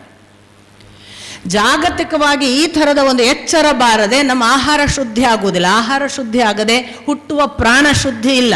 ಹುಟ್ಟುವ ಪ್ರಾಣ ಶುದ್ಧಿ ಇಲ್ಲದೆ ಆರೋಗ್ಯ ಇಲ್ಲ. ಕೆಟ್ಟ ಮಕ್ಕಳು, ಕೆಟ್ಟ ಸಂತಾನ, ಕೆಟ್ಟ ಪರಂಪರೆ, ಕೆಟ್ಟ ಸಂಸ್ಕಾರ ಎಲ್ಲವೂ ಕೂಡ ಆಹಾರದ ಪರಿಣಾಮ. ಈಗ ಲಾಜಿಕಲ್ಲಿ ಬನ್ನಿ. ಜಿಂಕೆ ಕುಡಿಯಿತು, ರೇತಸ್ಸನ್ನು ಕುಡಿಯಿತು. ಅವನ ಜೀವಸತ್ವ ವಿಭಂಡಕನ ಋಷಿತ್ವದ ಫಲ ಬಲಿಷ್ಠವಾದ ವೀರ್ಯ ಸತ್ವ ಅದರ ಹೊಟ್ಟೆಯ ಆಹಾರವಾಯಿತು. ಆ ಆಹಾರದಿಂದ ಅದರ ವೀರ್ಯ ಉತ್ಪನ್ನ ಆಯಿತು. ಆ ಗಂಡು ಜಿಂಕೆ ಅದು ತನ್ನ ಹೆಣ್ಣು ಜಿಂಕೆಯಲ್ಲಿ ಹುಟ್ಟಿಸಿದ ಮಗ ಋಷ್ಯಶೃಂಗ ಅಂತಲೂ ನಾವು ಲಾಜಿಕಲ್ಲಿ ಭಾವಿಸಬಹುದಾದ ಒಂದು ಲಿಂಕನ್ನು ನಾನು ಭಾವಿಸ್ತೇನೆ. ಹೀಗೆ ಇದು ಸಾಮಾನ್ಯ ಸೃಷ್ಟಿ ಅಲ್ಲ. ಇದು ಒಬ್ಬ ಪವರ್ಫುಲ್ ವ್ಯಕ್ತಿಗೆ, ನಿಮಗೀಗ ಇದನ್ನು ನಾನು ಇನ್ನೂ ಇತ್ತೀಚಿನ ದಿನಮಾನಗಳ ಆಧುನಿಕ ಸಂಶೋಧನೆಗಳ ಬೆನ್ನಲ್ಲಿಟ್ಟು ಹೇಳಿದರೆ ಹೌದಲ್ಲ ಅಂತ, ಅತ್ಯಂತ ಪವರ್ಫುಲ್ಲಾದ ಒಂದು ವೀರ್ಯವನ್ನು ತಗೊಂಡು ಸರೋಗೆಸಿ ಅಂತ ಮಾಡುವಾಗ ಎಲ್ಲಿ ದೇಹ ಸಂಪರ್ಕ ಇದೆ ಸ್ವಾಮಿ? ಈ ವೀರ್ಯವನ್ನು ಅವರು ತಮ್ಮ ಲ್ಯಾಬ್ ಪ್ರೋಸೆಸ್ನಲ್ಲಿ ಕಾಯ್ದಿಟ್ಟು ಅಂಡದ ಜೊತೆಗೆ ಅದಕ್ಕೊಂದು ಮಿಲನ ಮಾಡಿಸಿ ಅದು ರೆಡಿಯಾದ ಕೂಡಲೇ ತಗೊಂಡೋಗಿ ಅದನ್ನು ಯಾವುದೋ ಒಬ್ಬ ಬಾಡಿಗೆ ತಾಯಿಯ ಗರ್ಭದಲ್ಲಿ ಇಟ್ಟು ಬೆಳೆಸುವಾಗ ಅವಳು ಆ ಗಂಡನ್ನು ನೋಡಿಲ್ಲ, ಆ ಹೆಣ್ಣಿನ ಅಂಡದ ಒಡತಿಯನ್ನು ನೋಡಿಲ್ಲ.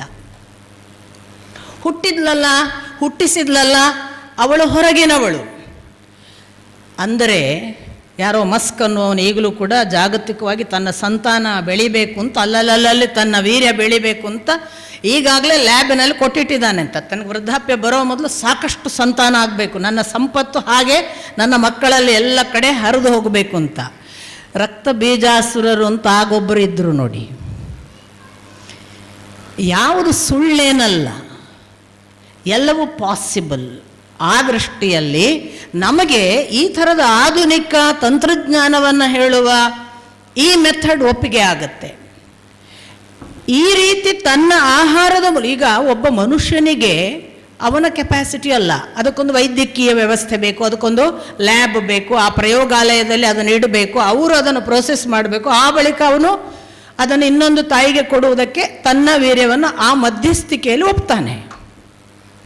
ಈ ಮಧ್ಯಸ್ಥಿಕೆ ಮಾಡುವವರಿಗೆ ಒಂದು ತಿಳುವಳಿಕೆ ಇದೆ, ಅವರು ಅದನ್ನು ರಾಸಾಯನಿಕವಾಗಿ ಹೇಗೆ ಮಾಡಬೇಕು ಅನ್ನೋದನ್ನು ಬಲ್ಲವರು. ಆದ್ದರಿಂದ ಅದಾಗುತ್ತೆ. ಅವನೇ ತಗೊಂಡೋಗಿ ಏನೋ ಮಾಡೋಕ್ಕಾಗಲ್ಲ ಅವನ ವೀರ್ಯವನ್ನು, ಅಲ್ವಾ? ಹಾಗೆ ಮನುಷ್ಯನಿಗೆ ಒಂದು ಸಂದರ್ಭದಲ್ಲಿ ಋಷಿತ್ವದಿಂದ ಯಾವ ಕೆಪಾಸಿಟಿ ಬಂದಿರಲಿಕ್ಕೆ ಸಾಕು ಅಂತಂದರೆ, ವಿಭಂಡಕನಂತವರಿಗೆ ತಮ್ಮ ವೀರ್ಯವನ್ನು ತಾವು ವೀರ್ಯಮುಖೇನ ಕಳುಹಿಸಿಕೊಡುವಾಗ ಇದು ಇನ್ನೊಂದರ ಸೃಷ್ಟಿ ಮಾಡುವಷ್ಟು ಬಲಿಷ್ಠವಾಗಿ ಕಳುಹಿಸಿಕೊಡಬಲ್ಲ ಸಾಮರ್ಥ್ಯ ಮಧ್ಯಸ್ಥಿಕೆ ಇಲ್ಲದೆ ಸಾಧ್ಯವಾಗುವ ಒಂದು ಸ್ಥಿತಿಯನ್ನು ಆ ಋಷಿತ್ವದಲ್ಲಿ ಪಡೆಯಬಹುದು ಅಥವಾ ಪಡೆದಿದ್ರು ಅಂತ ಕಾಣಿಸ್ತದೆ ಅನ್ನುವುದು ವಿಭಂಡಕನ ಸೃಷ್ಟಿಯಲ್ಲಿ ನಾನು ಭಾವಿಸು. ಹೀಗೊಬ್ಬ ಋಷ್ಯಶೃಂಗನನ್ನು ಹುಟ್ಟಿಸಿದ. ತಾಯಿ ಇಲ್ಲ. ತಾಯಿ ಅಂದರೆ ಫಿಸಿಕಲ್ಲಿ ನಾವು ಹೇಳುವ ಮನುಷ್ಯ ಸ್ವರೂಪದ ಅಮ್ಮ ಇಲ್ಲ. ಬೆಳೆಸಿದ್ಯಾರು? ತಂದೆಯೇ. ಹೇಗೆ ಬೆಳೆಸಿದ? ತನ್ನನ್ನು ಬಿಟ್ಟು ಇನ್ನೊಂದನ್ನು ಪರಿಚಯಿಸಲೇ ಇಲ್ಲ ಆ ಮಗುವಿಗೆ. ಅದು ತೋಟ, ಪ್ರಕೃತಿ, ಕುಟೀರ, ಆಶ್ರಮ, ಆಶ್ರಮದ ಗಿಡಮರ, ಪಶು, ಪಕ್ಷಿ, ನವಿಲು, ಮತ್ತೊಂದು ಮಗದೊಂದು ನದಿ, ಅಲ್ಲಿರುವ ಪೂಜೆ ಪುನಸ್ಕಾರ, ಅದರ ಒಳಗಿನ ಧರ್ಮ, ಅದರ ಒಳಗೆ ಇರುವಂತಹ ಯಾವುದೋ ಹಕ್ಕಿಗಳ ಒಟ್ಟಿಗೆ ಮಾತು, ಗಿಡಮರದ ಜೊತೆಗೆ ಮಾತು, ನವಿಲಿನ ಜೊತೆಗೆ ಮಾತು, ಗುಡುಗಿನ ಜೊತೆಗೆ ಮಾತು, ಆಕಾಶದ ಜೊತೆಗೆ ಮಾತು, ಗಾಳಿಯ ಜೊತೆಗೆ ಮಾತು, ಪ್ರಕೃತಿ ಮಾತ್ರ ಸೇರಿ ಇತ್ತು. ಋಷ್ಯಶೃಂಗನಿಗೆ ಜಗತ್ತು ಅಂದರೆ ಅದು ಮಾತ್ರ. ಹೀಗೆ ಒಬ್ಬ ವ್ಯಕ್ತಿ ಹುಟ್ಟಿನಿಂದ ಸಾಯುವವರೆಗೆ ಅಥವಾ ತನ್ನ ಬೆಳವಣಿಗೆಯ ಯಾವ ಪ್ರೌಢಾವಸ್ಥೆ ಇದೆ ಅದು ಆಗುವವರೆಗೂ ಕೂಡ ಸಾಮಾನ್ಯ ವಿಷಯಗಳ ಸಂಪರ್ಕಕ್ಕೆ ಬಾರದೇ ಇದ್ದರೆ ಮತ್ತು ಪ್ರಕೃತಿಯ ತಾದಾತ್ಮ್ಯಕ್ಕೆ ಅವನು ಒಳಪಟ್ಟರೆ ತಾನು ಪ್ರಕೃತಿಯೇ ಆಗಿ ಬಿಡುವ ಎಲ್ಲ ಸಾಧ್ಯತೆ ಇದೆ. ಆದ್ದರಿಂದಲೇ ಅವನು ಪ್ರಕೃತಿಗೆ ಏನೆಲ್ಲ ಸಾಧ್ಯವೋ ಅದು ಅವನಿಗೆ ಸಾಧ್ಯ. ಪ್ರಕೃತಿಗೆ ಮಳೆ ಕೊಡಲು ಸಾಧ್ಯ, ಪ್ರಕೃತಿಗೆ ಹೂವು ಕೊಡಲಿಕ್ಕೆ ಸಾಧ್ಯ, ಗಾಳಿ ಕೊಡೋದಕ್ಕೆ ಸಾಧ್ಯ, ಅಥವಾ ಒಂದು ನದಿ ನಿರ್ಮಾಣ, ಅಥವಾ ಒಂದು ವಾಯುವಿನ ಯಾವುದೋ ಕೆಲಸ, ಎಲ್ಲವೂ ಪ್ರಕೃತಿಯ ಒಳಗೆ ನಡೆಯುವಂತಹ ತತ್ವಗಳು. ಅದು ಎಲ್ಲವೂ ಕೂಡ ಬರುತ್ತೆ. ಇದಕ್ಕೆ ನಾನು ಮತ್ತೆ ನಿಮ್ಗೆ ಉದಾಹರಣೆ ಕೊಡೋದು, ಯಡಿಯೂರಿನಲ್ಲಿ ಮೊನ್ನೆ ದೇಹಾಂತ್ಯವಾದ ಸಿದ್ದಪ್ಪಾಜಿ ಅವರನ್ನು ಅವಧೂತರು ಅಂತ ಅನೇಕ ಜನ ಇತ್ತೀಚೆಗೆ ನೆನಪು ಮಾಡಿಕೊಳ್ತಾರೆ. ಮತ್ತು ಕೆಲವರು ಇತ್ತೀಚೆಗೆ ಅವರನ್ನು ಬಲ್ಲವರು ಬಹಳ ವರ್ಷಗಳಿಂದ ನಾವೆಲ್ಲ ಅವರನ್ನು ಕಂಡು ಬಂದಿತ್ತು. ನನಗೆ ಎಕ್ಸಾಕ್ಟ್ ಸಿದ್ದಪ್ಪಾಜಿ ಕಾಣುವುದು ಋಷ್ಯಶೃಂಗನ ಹಾಗೆ. ಯಾಕೆ ಅಂದರೆ ಅವ್ರಿಗೆ ಸಂಸಾರ ಇಲ್ಲ, ಆಮೇಲೆ ಅವರಿಗೆ ಮನೆ ಇಲ್ಲ, ಅವರಿಗೆ ಬೇರೆ ಬೇರೆ ಜನಸಂಪರ್ಕ ಇಲ್ಲ. ಅವ್ರು ಏನು ಕೆಲಸ ಅಂದರೆ ಕಲ್ಲು ಕುಟಿಗ. ಅವರು ಕಲ್ಲು ಕುಟಿಗೆ ಕೆಲಸ ಮಾಡುವಾಗ ಕಲ್ಲಿನ ಜೊತೆಗೆ ಕಲ್ಲು ಕುಟಿಗೆ ತನ್ನ ಕೆಲಸ ಮುಗಿದ ಮೇಲೆ ಗುಡ್ಡದಲ್ಲೊಂದು ತೆಂಗಿನ ಗರಿಯ ಹೀಗೊಂದು ಸಣ್ಣ ಗುಡಿಸಲು ಅವರಿಗೆ. ಎಷ್ಟು ಸಣ್ಣದಂದರೆ ಹೀಗೆ ಬಗ್ಗಿ ಹೋಗಬೇಕಿತ್ತು. ಅದಕ್ಕೆ ಮೊದಲು ಅವರಿದ್ದದಷ್ಟರಲ್ಲೇ 2 ತೆಂಗಿನ ಗರಿ, ಅದಕ್ಕೆ ಆಚೆ ಈಚೆ ಒಂದು ಅಡ್ಡ ಏನೋ ತಟ್ಟಿ ಕಟ್ಕೊಂಡು ಅದರೊಳಗಿರ್ತಿದ್ರು ಅವರು. ಅವರಿಗೆ ಅವರ ಪ್ರಪಂಚ ಅಂದರೆ ಅವ್ರು ಗುಡುಗು ಬಂದರೆ ಹೊರಗೆ ಬಂದು ಮಾತಾಡ್ತಿದ್ರು. ಯಾಕೋ ಏನು ಶಬ್ದ ಮಾಡ್ತಿ, ಬರ್ತೀಯಾ, ಬಾ ಬಾ, ಗುಡುಗಿನ ಜೊತೆಗೆ ಮಾತಾಡ್ತಿದ್ರು. ನಾವೆಲ್ಲ ಕೂಗಿದ್ರೆ ಏನಾಯಿತು ನಿಂಗೆ, ಯಾಕೆ ಕೂಗ್ತಿ, ಹಸಿವಾಗಿದ್ದ, ಬಾ ಬಾ, ನವಿಲ ಜೊತೆ ಮಾತಾಡ್ತಿದ್ರು.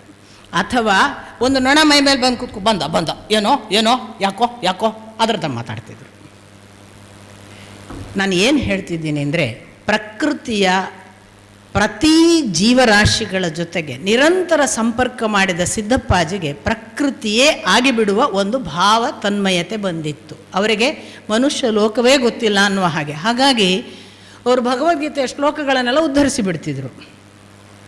ನಾನು ಅವರಿಗೆ ಕೇಳಿದೆ, ಅವರು ಕಲ್ಲು ಕುಟ್ಟಿಗೆ, ಅವರೇನು ಶಾಲೆ ಓದಿದವರಲ್ಲ, ಸಂಸ್ಕೃತ ಗೊತ್ತಿಲ್ಲ, ಪಟ ಹೇಳ್ತಿದ್ರು. ನಾನು ಅವ್ರಿಗೆ ಕೇಳಿದೆ, ನಿಮಗೆ ಹೇಗೆ ಬಂತು ಇದೆಲ್ಲ, ನೀವು ಸಂಸ್ಕೃತ ಶ್ಲೋಕ ಹೇಳ್ತಿದ್ದೀರಲ್ಲ ಅಪ್ಪಾಜಿ, ಹೆಂಗೆ ಬಂತು? ಒಂದೇ ಉತ್ತರ ಕೊಡ್ತಿದ್ರು ಅವರು, ನಮಗೆ ಇಲ್ಲಿ ಕೇಳಿಸ್ತೈತೆ ಅಂತ. ಎಂತ ಬಂದರೂ ಅವರಿಗೆ ಪ್ರಕೃತಿಯಿಂದ ಬರುವುದು. ಅವ್ರು ಹೇಳೋದು ಇಲ್ಲಿ ಐತೆ, ಅದು ಕೇಳಿಸ್ತೈತೆ, ನಾವು ಅಲ್ಲಿ ಕೇಳ್ತೈತೆ, ಅದನ್ನು ನಾನು ನಿಮಗೆ ಹೇಳ್ತೇವೆ.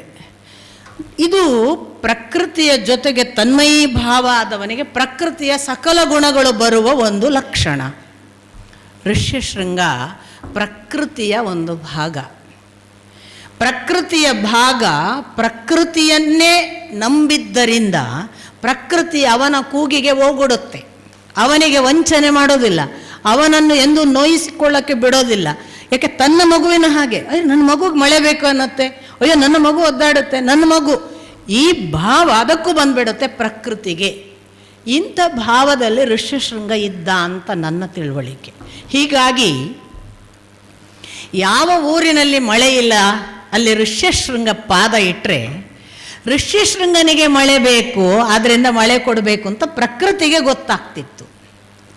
ಅವ ಬಂದಿದ್ದಾನೆ ಅಂದರೆ ನನ್ನ ಮಗು, ಅವನು ಈ ಊರಲ್ಲಿ ನೀರಿಲ್ಲದೆ ಒದ್ದಾಡಬಾರ್ದು, ಆದ್ದರಿಂದ ಋಷ್ಯಶೃಂಗ ಬಂದಿದ್ದಾನೆ ಅಂದರೆ ಇಲ್ಲಿ ಮಳೆ ಸುರಿಬೇಕು, ಇವನಿಗೆ ಕಷ್ಟ ಆಗಬಾರ್ದು ಅನ್ನುವ ಒಂದು ಇಂಟರ್ ಕನೆಕ್ಟೆಡ್ ಜೀವ ಸಂಬಂಧ ಋಷ್ಯಶೃಂಗನಿಗೆ ಇತ್ತು ಅಂತ ಹೊಳೆಯುತ್ತದೆ, ಕಾಣಿಸ್ತದೆ. ಹಾಗಿದ್ದ ಋಷ್ಯಶೃಂಗನನ್ನು ಕರೆಸಿದರೆ ಮಳೆ ಆಗ್ತದೆ ಅನ್ನುವುದೂ ಕೂಡ ಋಷಿಗಳಿಗೆ ಗೊತ್ತಿರುವ ಸತ್ಯ, ಉಳಿದವರಿಗೆ ಗೊತ್ತಿಲ್ಲ. ಅಂಥ ಋಷ್ಯಶೃಂಗನನ್ನು ಕರೆಸಿ ಅಂದಾಗ ಋಷ್ಯಶೃಂಗನ ಹೆಂಗೆ ಕರೆಸೋದು? ಹೆಂಗಾರು ಕರೆಸ್ಬೇಕಲ್ಲ. ಹೋಗಿ ಸತ್ಯ ಹೇಳಿದರೆ ಅವನೇನು ಬರೋದಿಲ್ಲ. ಯಾಕೆ ಅವನಿಗೆ ಅವನದ್ದೇ ಒಂದು ವಾತಾವರಣದಲ್ಲಿ ಇದ್ದವನು, ಅವನಿಗೆ ಗೊತ್ತಿಲ್ಲ ಬೇರೆ ಜಗತ್ತು. ಒಂದಿಷ್ಟು ಹುಡುಗರನ್ನು ನಿಯುಕ್ತ ಮಾಡಿದ್ರಂತೆ, ಹೋಗಿಪ್ಪ ಕರ್ಕೊಂಬನ್ನಿ ಅಂತ. ಅವರೆಲ್ಲ ಒಟುಗಳು, ಅವರು ಬ್ರಾಹ್ಮಣ ಒಟುಗಳು ಹೇಳಿದ್ರಂತೆ, ಇಲ್ಲ ನಾವೇನು ಹೋಗೋದಿಲ್ಲ, ಅವನೇನಾದರೂ ಕೋಪಿಸಿಕೊಂಡು ಶಪಿಸಿದ ಅಂದರೆ ನಮ್ಮ ಗತಿ ಏನು ಸಾಧ್ಯವೇ ಇಲ್ಲ, ನಾವು ಅವನನ್ನು ಕರ್ಕೊಂಡು ಬರೋಕ್ಕೆ ಸಾಧ್ಯ ಇಲ್ಲ, ಮತ್ತು ಯಾರು ಹೋಗೋದು?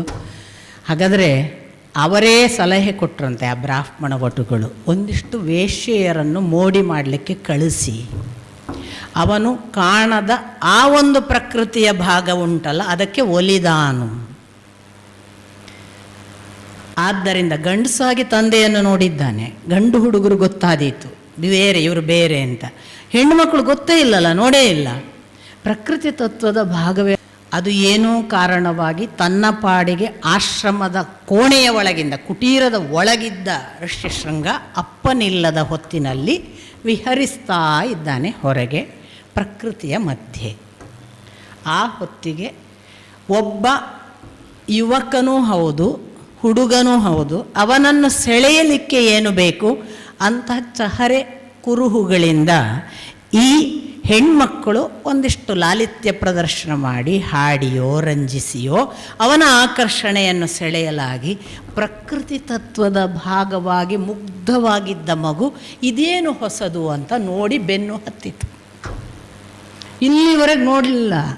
ಇಲ್ಲಿವರೆಗೆ ಚಿಟ್ಟೆಯನ್ನು ನೋಡಿದೆ, ಪತಂಗ ನೋಡಿದೆ, ಒಂದು ಹಕ್ಕಿಯನ್ನು ನೋಡಿದೆ, ಒಂದು ಪ್ರಾಣಿಯನ್ನು ನೋಡಿದೆ, ಯಾವುದೋ ಜಿಂಕೆ ನವಿಲುಗಳನ್ನು ನೋಡಿದೆ, ಆನೆ ನೋಡಿದೆ, ಸಿಂಹ ನೋಡಿದೆ, ಹುಲಿಯನ್ನು ನೋಡಿದೆ, ಆದರೆ ಇಂಥದ್ದೊಂದು ನೋಡೇ ಇಲ್ವಲ್ಲ ಅಂತ ಸಹಜ ಕುತೂಹಲವಾಗಿ ಬೆನ್ನು ಹತ್ತಿದರೆ ವೇಶ್ಯರಾದಷ್ಟು ದೂರ ದೂರ ದೂರ ಕರ್ಕೊಂಡು ಹೋಗಿ ಒಲಿಸುವ ಹಾಗೆ ಮಾಡಿ ಅವನಿಗೆ ಅಲ್ಲಲ್ಲಿ ದೈಹಿಕ ಸುಖಗಳ ಭಾವ ಮುಟ್ಟುವ ಹಾಗೆ ಒಂದು ಮುತ್ತೋ ಒಂದು ಸ್ಪರ್ಶವೋ ರೋಮಾಂಚನ ಆಗುವ ಹಾಗೆ ಮಾಡಿ ಒಂದು ಆಕರ್ಷಣೆಗೆ ಈ ಮುಗ್ಧ ಮಗುವನ್ನು ಕರಕೊಂಡ್ರು. ಅವನು ಅದರಿಂದ ಒಂದು ಥರದ ಮೈ ಮರೆವಿಗೆ ಒಳಗಾದ. ಅಷ್ಟು ಮಾಡಿ ಅವರು ಇಲ್ಲವಾದರು. ಮತ್ತೆ ರಾತ್ರಿ ಆಗ್ತಾ ಬಂದಿತ್ತು, ಮನೆಗೆ ಬಂದ. ಮತ್ತೆ ವಿಭಂಡಕ ಅಪ್ಪ ಇವನು ಏನು ಹೇಳಲಿಲ್ಲ. ಮರುದಿನ ವಿಭಂಡಕ ಮತ್ತೆ ಹೊರಗೆ ಹೋಗಿದ್ದಾನೆ. ಋಷ್ಯಶೃಂಗನಿಗೆ ಅವರದೇ ಸೆಳೆತ. ಈ ಬಾರಿ ಅವರು ಹೇಳಿದರು, ನಾವು ನಿನ್ನನ್ನು ಕರ್ಕೊಂಡು ಹೋಗ್ತೇವೆ, ಇನ್ನೂ ಚೆನ್ನಾದ ಜಗತ್ತಿದೆ ಅಂತ ಕರ್ಕೊಂಡು ಬಂದರು. ಹಾಗೆ ಅಂಗದೇಶಕ್ಕೆ ಬಂದು ಪಾದ ಇಟ್ಟ ತಕ್ಷಣ ಋಷ್ಯಶೃಂಗನ ಪಾದಸ್ಪರ್ಶಕ್ಕೆ ಅಂಗದೇಶದಲ್ಲಿ ಇದುವರೆಗೆ ಕಾಣದ ಬರಗಾಲವೆಲ್ಲವೂ ಅಳಿದು ಹೋಗುವ ಹಾಗೆ ಬಹಳ ದೊಡ್ಡ ಮಳೆಯಾಗಿ ಸುಭಿಕ್ಷೆ ಕಾರಣವಾಗಿ ಋಷ್ಯಶೃಂಗ ಇಡೀ ವಾತಾವರಣವನ್ನು ಪರಿವರ್ತಿಸಿದ. ತತ್ಕಾರಣವಾಗಿ ರೋಮಪಾದ ಅವನಿಗೆ ನಮಸ್ಕರಿಸಿ, ನೀನು ಮಾಡಿದ ಉಪಕಾರಕ್ಕೆ, ನೀನೊಂದು ಹೆಣ್ಣನ್ನು ಬೆನ್ನು ಹತ್ತಿಕೊಂಡು ಬಂದಿದ್ದೀಯಲ್ಲ, ಆ ಹೆಣ್ಣು ಬೇಡ, ಆ ಹೆಣ್ಣು ಮಕ್ಕಳು ಇರಲಿ, ನಿನಗೊಬ್ಬ ಕನ್ಯೆಯನ್ನು ನಾನು ಕೊಡ್ತೇನೆ ಅಂತ ಈ ದಶರಥನ ಮಗಳು ಶಾಂತಾಳನ್ನು ಮದುವೆ ಮಾಡಿಕೊಟ್ಟ.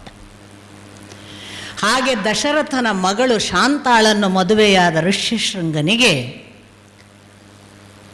ಈಗ ಎರಡು ಅರ್ಥದಲ್ಲಿ ಇಬ್ಬರು ಮಾವಂದರಾದರು. ಆ ಕಡೆ ರೋಮಪಾದನೂ ಮಾವ, ಆ ಕಡೆ ದಶರಥನೂ ಮಾವ. ರೋಮಪಾದನಿಗೆ ದತ್ತಕ ಮಗಳು, ದಶರಥನಿಗೆ ಸ್ವಂತ ಮಗಳು. ಸ್ವಂತ ಮಗಳ ಗಂಡ ಈಗ ಅಳಿಯ. ಶಬ್ದ ನೋಡಿ ಕನ್ನಡದಲ್ಲಿ.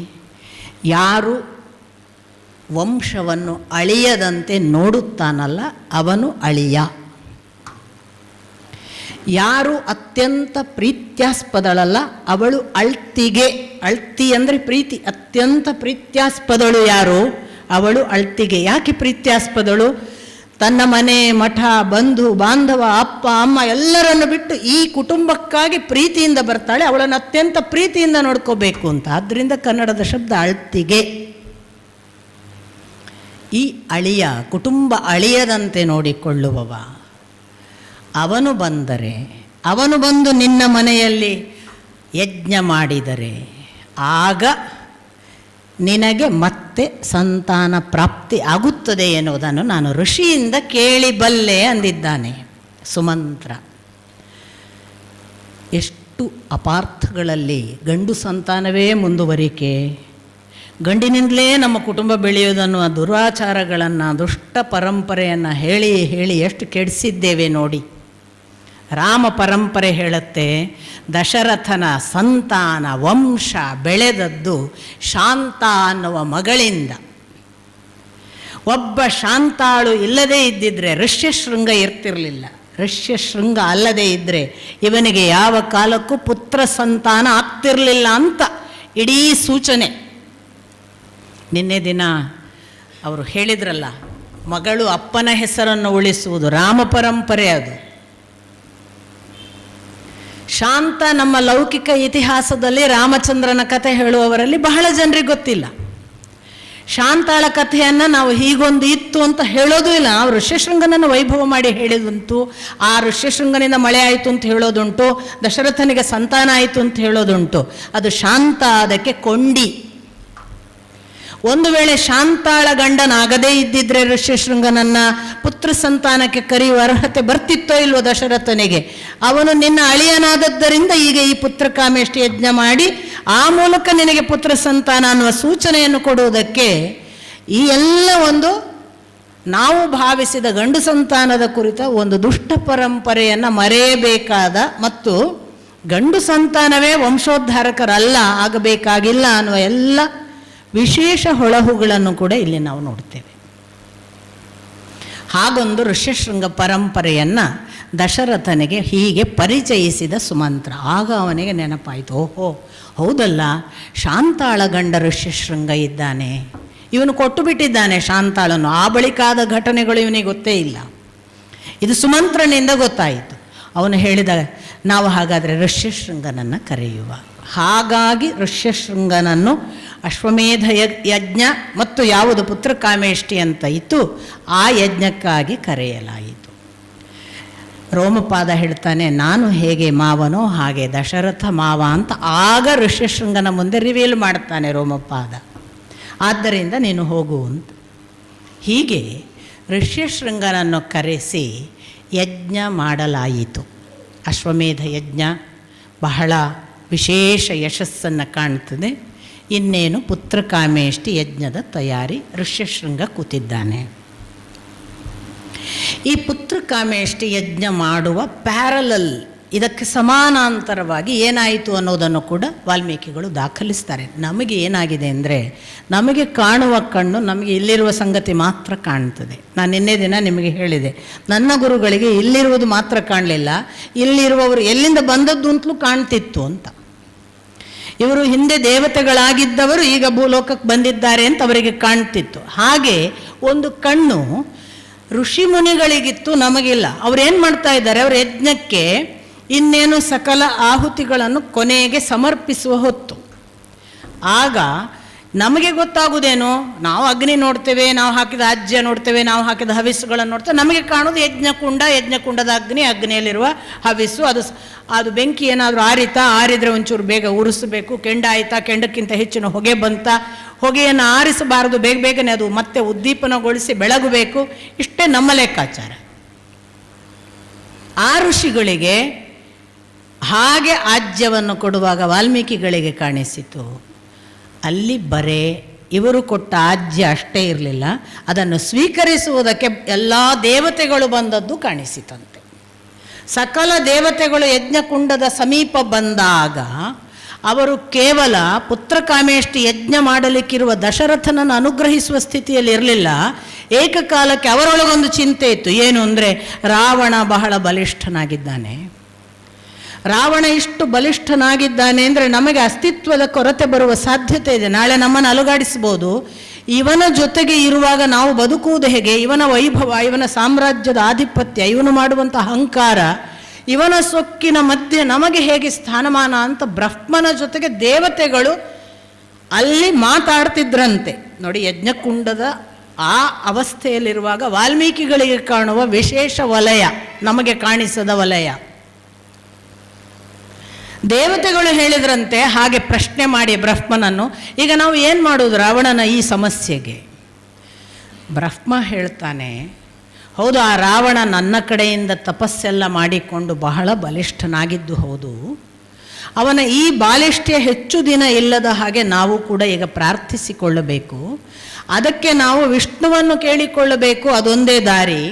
ಹಾಗಾಗಿ ನಾವು ವಿಷ್ಣುವನ್ನು ಕರೆಯೋಣ ಅಂತ ಬ್ರಹ್ಮ ದೇವತೆಗಳು ಮೊದಲಾದವರು ಕೂಡಿಕೊಂಡು, ಇದೆಲ್ಲ ಉಂಟಾ ಅಂತ ಕೇಳಬೇಡಿ ದಯವಿಟ್ಟು. ಇಂಥದ್ದು ಉಂಟಾ ಅಂತ ಪ್ರಶ್ನೆ ಬಂದರೆ ಕಣ್ಮುಚ್ಚಿ ಒಂದು ಸಾರಿ ನಮ್ಮ ಆಚೆಗೆ ಒಂದು ಶಕ್ತಿ ಇದೆಯಾ ಅಂತ ಒಂದು ಸಾರಿ ಭಾವಿಸಿದಾಗ ಹೌದು ಅನಿಸಿದರೆ ನಿಮಗೆ ರೋಮಾಂಚನ ಆಗ್ತದೆ, ಅಲ್ಲ ಅನಿಸಿದರೆ ನಮ್ಮ ಹಣೆ ಬರಹ ಪ್ರಾರಬ್ಧ ಅಷ್ಟೇ. ಹೌದು ಅನ್ನಿಸುವ ಒಂದು ಸಣ್ಣ ಝಳಕ್ ನಮ್ಮ ಎದೆಯಲ್ಲಿ ಉಂಟಾದರೆ ಹೌದು ಅವ ಇದ್ದಾನೆ, ಅದು ನೋಡಿ ಕೊಡುವಂತಹ ಸುಖವನ್ನು. ಹೀಗೊಂದು ಅವರು ತಕ್ಷಣ ಎಲ್ಲರೂ ಕೂಡಿ ಆ ವಿಷ್ಣು ತತ್ವವನ್ನು, ಆ ಭಗವತ್ ತತ್ವವನ್ನು ಕರೆದಾಗ ವಿಷ್ಣು ಬಂದು ಏನಾಗಬೇಕು ಅಂತ ಕೇಳಿದರೆ ಹೀಗೆ ಒಂದು ಸಮಸ್ಯೆ. ನಾವೀಗ ರಾವಣನಿಂದ ಪಾರಾಗುವುದಕ್ಕಾಗಿ ನಿನ್ನನ್ನು ನಂಬಿದ್ದೇವೆ, ಅವನು ತುಂಬ ಬಲಿಷ್ಠನಾಗಿದ್ದಾನೆ, ಶಿವನಿಂದಲಾಗಲಿ ಸೃಷ್ಟಿಕರ್ತ ಬ್ರಹ್ಮನಿಂದಾಗಲಿ ಇದನ್ನು ನಿವಾರಿಸೋದಕ್ಕೆ ಸಾಧ್ಯ ಇಲ್ಲ, ನಾವೀಗ ಏನು ಮಾಡಬಹುದು ಅಂತ ನಿನ್ನನ್ನು ಕೇಳ್ತಿದ್ದೇವೆ ಅಂತ. ಆಗ ಭಗವತ್ ತತ್ವ ಅಥವಾ ಸುಪ್ರೀಂ ಎನರ್ಜಿ ಹೇಳಿತಂತೆ, ಹೌದು ಅವರು ವಿಷ್ಣು ಅಂತಾರೆ, ನಾರಾಯಣ ಅಂತಾರೆ, ನಾನು ಸುಪ್ರೀಂ ಎನರ್ಜಿ ಅಂತೇನೆ, ಅಡ್ಮಿನಿಸ್ಟ್ರೇಷನ್ಗೆ ಬೇರೆ ಬೇರೆ ಪೋರ್ಟ್ಫೋಲಿಯೋ.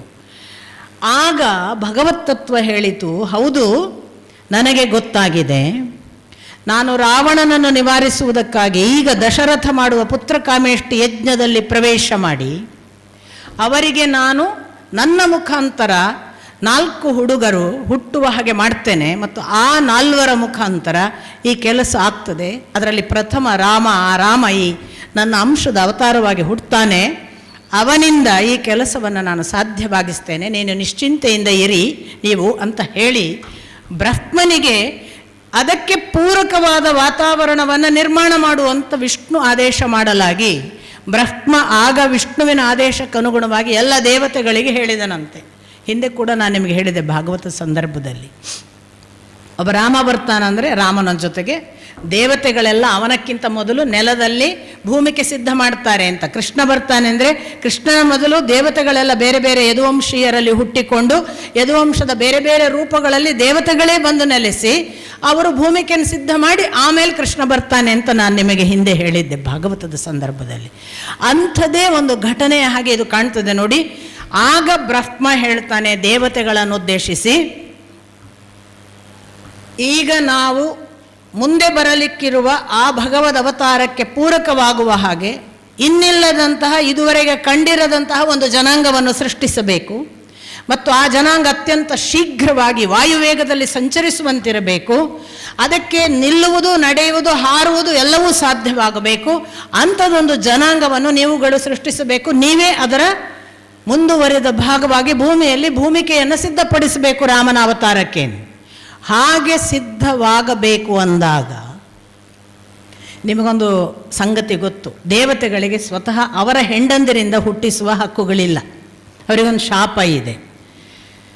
ದಕ್ಷ ಯಜ್ಞದ ನಂತರ ಸತಿ ಅವಳು ಅಗ್ನಿಯಲ್ಲಿ ತಾನು ಸತ್ತ ಬಳಿಕ ಶಿವ ತಪಸ್ಸಿಗೆ ಕೂತು ಈ ಕಡೆಯಿಂದ ಹಿಮವಂತನ ಮಗಳಾಗಿ ಉಮೆ ಬಂದು ಉಮೆಯ ಜೊತೆಗೆ ಅವನು ಅವಳನ್ನು ಸಮಾಗಮ ಮಾಡುವಾಗ, ಅಂದರೆ ಎಷ್ಟು ದೀರ್ಘಕಾಲದ ತಪಸ್ಸಿನ ನಂತರ ಮತ್ತೆ ಮಿಲನ ಆಗ್ತಾರೆ ಶಿವ ಮತ್ತು ಶಿವನ ಹೆಂಡತಿ.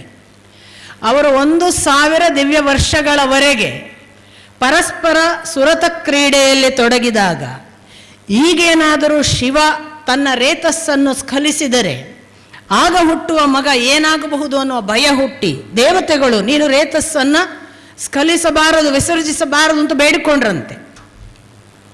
ಹಾಗೆ ಬೇಡಿಕೊಂಡದ್ದಕ್ಕೆ ಶಿವ ದೇವತೆಗಳ ಸುಖ ಅಥವಾ ಸಂತೋಷವನ್ನು ಮತ್ತು ದೇವಲೋಕದ ಎಲ್ಲ ಜಗತ್ತಿನ ಅನುಕೂಲಕ್ಕಾಗಿ ಆಯಿತು, ನಾನು ಅದನ್ನು ಹಾಗಾದರೆ ಇವಳಲ್ಲಿ ವಿಸರ್ಜಿಸುವುದಿಲ್ಲ, ಯಾಕೆಂದರೆ ಅವಳು ಧಾರಣೆ ಮಾಡಲಾರಳೋ ಏನೋ ಅನ್ನೋ ಭಯವೂ ಇತ್ತು ಅಂತ.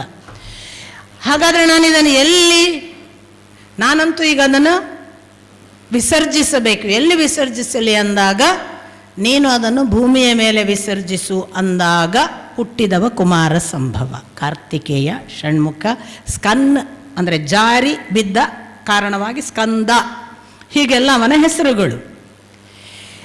ಹೀಗೆ ತನ್ನನ್ನು ಸೇರಲಿದ್ದ ತಮ್ಮ ಗಂಡನ ವೀರ್ಯವನ್ನು ತನ್ನ ಒಳಗೆ ಧಾರಣೆ ಮಾಡದ ಹಾಗೆ ಇವರು ತಡೆದರಲ್ಲ ಈ ದೇವತೆಗಳು, ಅದಕ್ಕೆ ಅವಳು ಶಾಪ ಕೊಟ್ಟಳು.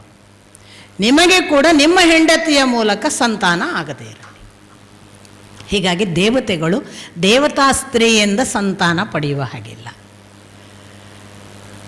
ಆಗ ಗಂಧರ್ವ ಸ್ತ್ರೀಯರ ಮುಖಾಂತರ ಅವರು ಪಡೆದರ ಸಂತಾನವೇ ನಿಮಗೆ ಸೂರ್ಯ ಒಬ್ಬ ಗಂಧರ್ವ ಸ್ತ್ರೀಯ ಮೂಲಕ ಪಡೆದದ್ದೇ ಸುಗ್ರೀವ. ಇಂದ್ರ ಗಂಧರ್ವ ಸ್ತ್ರೀಯನ್ನು ಸೇರಿ ಪಡೆದದ್ದೇ ವಾಲಿ. ಅಗ್ನಿ ಗಂಧರ್ವ ಸ್ತ್ರೀಯ ಮೂಲಕ ಪಡೆದದ್ದು, ಅಗ್ನಿಗೆ ಶಾಪ ಕೂಡ ಇಲ್ಲ, ಅವನು ಗಂಧರ್ವನನ್ನೇ ಮಾಡಬೇಕಾಗಿಲ್ಲ, ಅವನಿಗೆ ದೇವತೆಗಳ ಶಾಪ ಇಲ್ಲ, ಯಾಕಂದರೆ ಅಗ್ನಿಯಲ್ಲಿ ರಕ್ಷಣೆಗೆ ಹೋಗಿದ್ದ, ಅವನು ವಿನಂತಿಗೆ ಬಂದಿರಲಿಲ್ಲ. ಹಾಗೆ ಅಗ್ನಿಯಿಂದ ಹುಟ್ಟಿದವ ನೀಲ, ವಿಶ್ವಕರ್ಮನಿಂದ ಹುಟ್ಟಿದವ ನಲ, ವಾಯುವಿನಿಂದ ಹುಟ್ಟಿದವ ಹನುಮಂತ, ಕುಬೇರನಿಂದ ಹುಟ್ಟಿದವ ಗಂಧಮಾದನ. ಈ ಅಶ್ವಿನಿ ದೇವತೆಗಳಿಂದ ಮೈಂದ ದ್ವಿವಿಧ. ಇದೆಲ್ಲವೂ ಕೂಡ ನಾವು ಹೇಳುವ ವಾನರ ಸಂತಾನದ ಮೂಲ ತಳಿಗಳು. ಇವರು ಹುಟ್ಟಿದರು. ಈ ಕಡೆ ಇನ್ನು ಯಜ್ಞ ಪುರುಷನಾಗಿ ಭಗವತ್ ತತ್ವ ಪುತ್ರಕಾಮೇಷ್ಟಿಗೆ ಫಲ ಕೊಡುವ ಮೊದಲು ಅತ್ತ ದೇವತೆಗಳ ಮುಖಾಂತರ ಪೂರ್ವ ಭೂಮಿಕೆಯಾಗಿ. ಹಾಗಾಗಿ ಇವರೆಲ್ಲ ರಾಮನಿಗಿಂತ ದೊಡ್ಡವರು ವಯಸ್ಸಿನಲ್ಲಿ, ಮೊದಲೇ ಬಂದಿದ್ದಾರೆ. ಇಷ್ಟಾದಾಗ ಅಗ್ನಿಕುಂಡದಲ್ಲಿ ಯಜ್ಞ ಪುರುಷನಾಗಿ ಭಗವಂತ ಕಾಣಿಸಿಕೊಂಡನಂತೆ, ಕೈಯಲ್ಲಿ ಪಾಯಸದ ಗಡಿಗೆಯನ್ನು ಹಿಡಿದುಕೊಂಡು. ಸೊ ಯಜ್ಞ ಹವಿಸ್ಸು ಅರ್ಪಣೆ ಆದದ್ದಕ್ಕೆ ಭಗವಂತ ಫಲ ಕೊಟ್ಟ ಅಂತ ದಶರಥನನ್ನು ಕರೆಯಲಾಗಿ ಪುರೋಹಿತರು ಯಜ್ಞ ಪುರುಷನ ಕಡೆಯಿಂದ ಪಾಯಸವನ್ನು ಸ್ವೀಕರಿಸಿದಾಗ ಅವ ಹೇಳಿದನಂತೆ ಯಜ್ಞ ಪುರುಷ, ಇದನ್ನು ನಿನ್ನ ಹೆಂಡಂದಿರಿಗೆ ಹಂಚು. 3 ಜನ ಹೆಂಡಂದಿರು ಅಂತ ನಮಗಾಗ ಗೊತ್ತಾಗತ್ತೆ ಆ ಪಾಲು ಮಾಡುವಾಗ. ಈ ಕೌಸಲ್ಯೆ, ಸುಮಿತ್ರೆ ಮತ್ತು ಕೈಕೇಯಿ ಎನ್ನುವ 3 ಹೆಂಡಂದಿರಿಗೆ ಹಂಚಬೇಕು. ಈಗ ದಶರಥ ಕೈಯಲ್ಲಿ ತಗೊಂಡಿದ್ದಾನೆ, ಹಂಚು ಅಂತ ಆದೇಶ ಆಗಿದೆ. ಯಜ್ಞ ಪುರುಷ ಮತ್ತೆ ಅಂತರ್ಧಾನನಾಗಿದ್ದಾನೆ.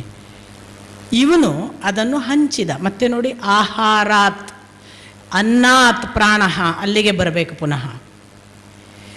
ಪಾಯಸ ತಿಂದದ್ದೇ ಗರ್ಭಿಣಿ ಆದದ್ದು ಅಂತಲ್ಲ, ಆ ಪಾಯಸದ ಪರಿಣಾಮವಾಗಿ ಗರ್ಭಶುದ್ಧಿ ನಾವು ಮಾಡಿಸ್ತೀವಲ್ಲ, ನಮ್ಮಲ್ಲಿದೆ ಅಲ್ಲ. ಎಷ್ಟೋ ಸಾರಿ ಮಕ್ಕಳಾಗದ ತಾಯಿಗೆ ಗರ್ಭಶುದ್ಧಿ ಅಂತ ಒಂದು ಪ್ರೋಸೆಸ್ಸನ್ನು ಡಾಕ್ಟರ್ ಮಾಡ್ತಾರೆ. ಮೊದಲು ಗರ್ಭಶುದ್ಧೀಕರಣ ಅಂತ, DNC ಅಂತ. ಅಷ್ಟಕ್ಕೆ ಅಲ್ಲ, ಮತ್ತಿನ್ನೇನು, ಆ ಗರ್ಭಶುದ್ಧಿ ಆದಮೇಲೆ 6 ತಿಂಗಳು ಈ ಮಾತ್ರೆ ತಗೊಳ್ಳಿ ಅಂತಾರೆ, ಅಥವಾ 3 ತಿಂಗಳು, ಡಿಪೆಂಡ್ಸ್, ಅವರವರ ಇದೆ. ಅದಾದ ನಂತರ ಇಷ್ಟು ಸಮಯದ ಮೇಲೆ ಹೀಗೆ ನೀವು ಪರಸ್ಪರ ಮಿಲನ ಆಗಬೇಕು, ಆಗ ನಿಮಗೆ ಒಂದು ಮಗುವಿನ ಸಾಧ್ಯತೆ, ಇದು ಹೇಳ್ತಾರೆ. ಈ ಟ್ಯಾಬ್ಲೆಟ್ ಏನು ಕೆಲಸ ಮಾಡುತ್ತೆ? ಗರ್ಭಶುದ್ಧಿಯ ಉತ್ತರ ಭಾಗದ ಇನ್ನೇನೇನೋ ಪ್ರೋಸೆಸ್ಸನ್ನು ಮಾಡುತ್ತೆ. ಇಲ್ಲಿ ಆಹಾರವಾಗಿ ಪಾಯಸ ಕೊಟ್ಟಾಗ ಇವರಿಗೆ ಮಕ್ಕಳಾಗದ ಯಾವುದೋ ಗರ್ಭಶುದ್ಧೀಕರಣ, ತತ್ಪರಿಣಾಮವಾಗಿ ಗರ್ಭವು ಮುಂದಿನ ಯಾವ ಗರ್ಭ ಸೃಷ್ಟಿಕ್ರಿಯೆ ಇದೆ ಅದಕ್ಕೆ ಸಿದ್ಧವಾಯಿತು ಅಂತ ಭಾವಿಸಬಹುದು. ದಶರಥನಿಗೆ 3 ಹೆಂಡಂದರು, ಒಂದು ಗಡಿಗೆ ಸಮಪಾಲು ಮಾಡು ಅಂದಾಗ ನನಗೆ ಈಗಲೂ ಗೊತ್ತಿಲ್ಲ ದಶರಥ ಒಮ್ಮೆಗೆ 3 ಪಾಲು ಯಾಕೆ ಮಾಡಲಿಲ್ಲ ಅಂತ.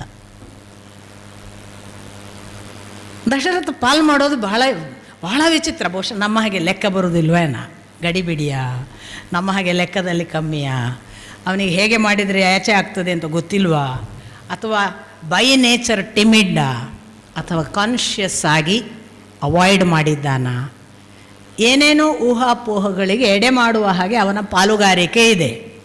ಈಗ ಆರಾಮದಲ್ಲಿ ಅದನ್ನು 3 ಪಾತ್ರೆಯಲ್ಲಿ ಹಾಕಿ 3 ಸಮಪಾಲು ಮಾಡಿ 3 ಕೊಡ್ಬೋದಿತ್ತಲ್ಲ, ಕೊಡಲಿಲ್ಲ.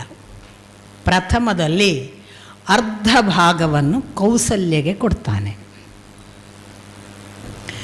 ಆ ಅರ್ಧ ಭಾಗ ಕೊಟ್ಟ ಮೇಲೆ ಅರ್ಧ ಉಳೀತಲ್ಲ, ಅದಲ್ಲಿ ಪುನಃ ಅರ್ಧ ಭಾಗ ಮಾಡಿ ಆ ಅರ್ಧ ಭಾಗವನ್ನು ಸುಮಿತ್ರೆಗೆ ಕೊಡ್ತಾನೆ.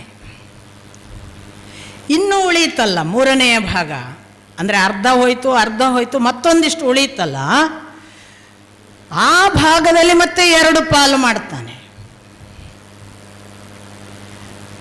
ಆ ಪಾಲಲ್ಲಿ ಒಂದು ಭಾಗವನ್ನು ಕೈಕೇಯಿ ಕೊಡ್ತಾನೆ, ಇನ್ನೊಂದು ಪಾಲನ್ನು ಪುನಃ ಸುಮಿತ್ರೆಗೆ ಕೊಡ್ತಾನೆ. ಏನು ಲೆಕ್ಕಾಚಾರ ಗೊತ್ತಾಗೋದಿಲ್ಲ. ದಶರಥನಿಗೆ ಏನು ತಲೆಯಲ್ಲಿ ಓಡ್ತಿತ್ತು ಅಥವಾ ಏನೂ ತಲೆಯಲ್ಲಿ ಓಡೋದಾಗಲೂ ನಾವು ಹೀಗೆ ಮಾಡ್ತೇವೆ. ಎಂತೆಂಥದ್ದು 3 ಪಾಲು ಮಾಡೋ ಅಂದಿದ್ದಾರೆ, ಹೇಗೆ ಮಾಡೋದು ಗೊತ್ತಾಗ್ತಿಲ್ಲ. ಆಗಲೂ ಹೀಗಾಗ್ಬೋದು, ಕಾನ್ಷಿಯಸ್ಲಿ ಹೀಗಾಗ್ಬೋದು. ಕಾನ್ಷಿಯಸ್ಲಿ ಇರಬಹುದು ಅಂತ ಯಾಕೆ ಭಾವಿಸ್ತಾರೆ ವ್ಯಾಖ್ಯಾನಕಾರರು ಅಂದರೆ, ಅವನಿಗೆ ಕೈಕೇಯಿಯ ಬಗ್ಗೆ ಭಯ ಇತ್ತು. ಕೈಕೇಯಿಯನ್ನು ತಾನು ಪ್ರೇಮಿಸಿ ಮದುವೆ ಆದವ. ಕೇಕೆಯ ದೇಶದ ದೊರೆಗೆ ಮಾತು ಕೊಟ್ಟಿದ್ದ. ಏನು ಅಂದರೆ, ಪ್ರೇಮಿಸಿ ಮದುವೆ ಆದದ್ರಿಂದ ಅವರದೊಂದು ಡಿಮಾಂಡ್ ಇತ್ತು, ಇವಳ ಮಗನಿಗೆ ನೀನು ಪಟ್ಟ ಕಟ್ಟಬೇಕು ಅಂತ. ಇದು ಒಂದು ಭಯ ಇತ್ತು ಅವನಿಗೆ. ಇನ್ನೊಂದು, ಈ ಕೈಕೇಯಿ ಒಂದು ಸಂದರ್ಭದಲ್ಲಿ ಶಂಬರಾಸುರ ವಧೆಗೆ ದಶರಥ ಹೋದಾಗ ಸಾರಥಿಯಾಗಿ ಕೆಲಸ ಮಾಡಿದ್ದಾಳೆ.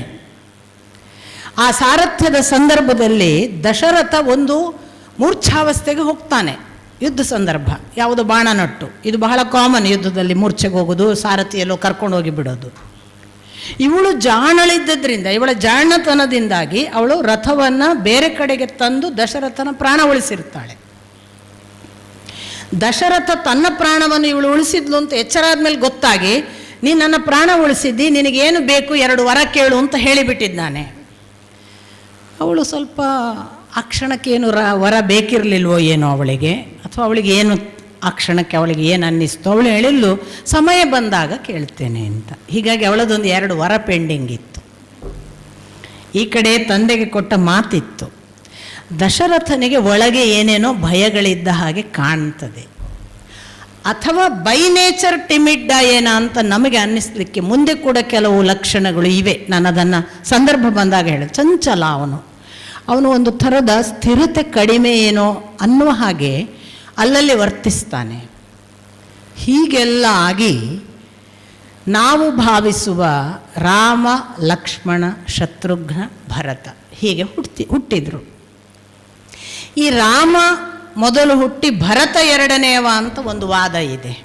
ಇಲ್ಲ, ಅಪ್ಪ ಅದನ್ನು ಸ್ಪಷ್ಟವಾಗಿ ಅಲ್ಲ ಅಂತ ಅನ್ನೋದಕ್ಕೆ ಬೇರೆ ಬೇರೆ ಆಧಾರಗಳನ್ನು ಕೊಡುತ್ತಾರೆ.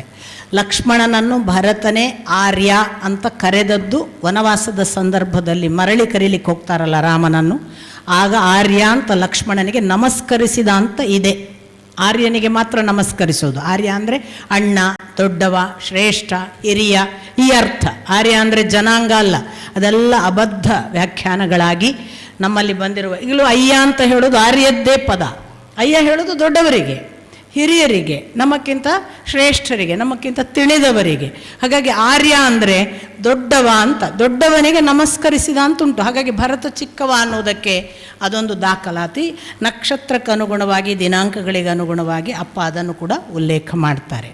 ಹಾಗಾಗಿ ಭರತ 2ನೇವ ಅಲ್ಲ, ಲಕ್ಷ್ಮಣನೇ 2ನೇವ ಅನ್ನೋದು ದಾಖಲು. ಈ ಪಾಯಸ ಕೊಟ್ಟ ಆರ್ಡರ್ ನೋಡಿದರೂ ಕೂಡ ಅನುಕ್ರಮಣಿಕೆಯ ಪ್ರಕಾರವೂ ಕೂಡ ಅವನಲ್ಲ ಅಂತ ಗೊತ್ತಾಗುತ್ತೆ ಅನ್ನೋದನ್ನೆಲ್ಲ ಹೇಳ್ತಾರೆ. ಇರಲಿ, ಹೀಗೆ ರಾಮ, ಲಕ್ಷ್ಮಣ, ಭರತ, ಶತ್ರುಘ್ನರು ಹುಟ್ಟಿದ ನಂತರದಲ್ಲಿ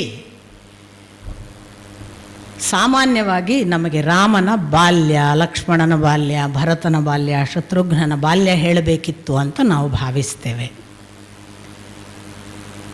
ವಾಲ್ಮೀಕಿಗಳು 4-6 ವಾಕ್ಯದಲ್ಲಿ ಅವರು ಧನುರ್ವೇದ, ಧನುರ್ವಿದ್ಯೆ, ವೇದ ಎಲ್ಲವುಗಳನ್ನು, ಅಂದರೆ ಯಾವುದನ್ನು ವೇದ ಅಂಗ ಉಪಾಂಗಗಳ ಸಹಿತ ಕಲಿಬೇಕು ಅದು ಕಲಿತರು. ವಿದ್ಯೆ ವಿಶಾರದರಾದರು. ಏಕಕಾಲದಲ್ಲಿ ಬಿಲ್ವಿದ್ಯೆ, ಧನುರ್ವಿದ್ಯೆ ಅಂತ ನಾವು ಯಾವುದನ್ನು ಕ್ಷತ್ರಿಯರ ವಿದ್ಯೆ ಅಂತ ಭಾವಿಸ್ತೇವೆ ಅದರಲ್ಲೂ ಕೂಡ ಬಹಳ ನಿಪುಣರಾದರು. ಅಷ್ಟು ನಿಪುಣರಾದಂತಹ ರಾಮ ಬೆಳೆದು ನಿಂತಿದ್ದಾರೆ 4 ಜನ. ಇವರಿಗೆ ಮದುವೆ ಮಾಡಬೇಕು ಅಂತ ಯೋಚಿಸ್ತಿದ್ದ ಅನ್ನುವಲ್ಲಿಗೆ ಬಂದುಬಿಡ್ತಾರೆ.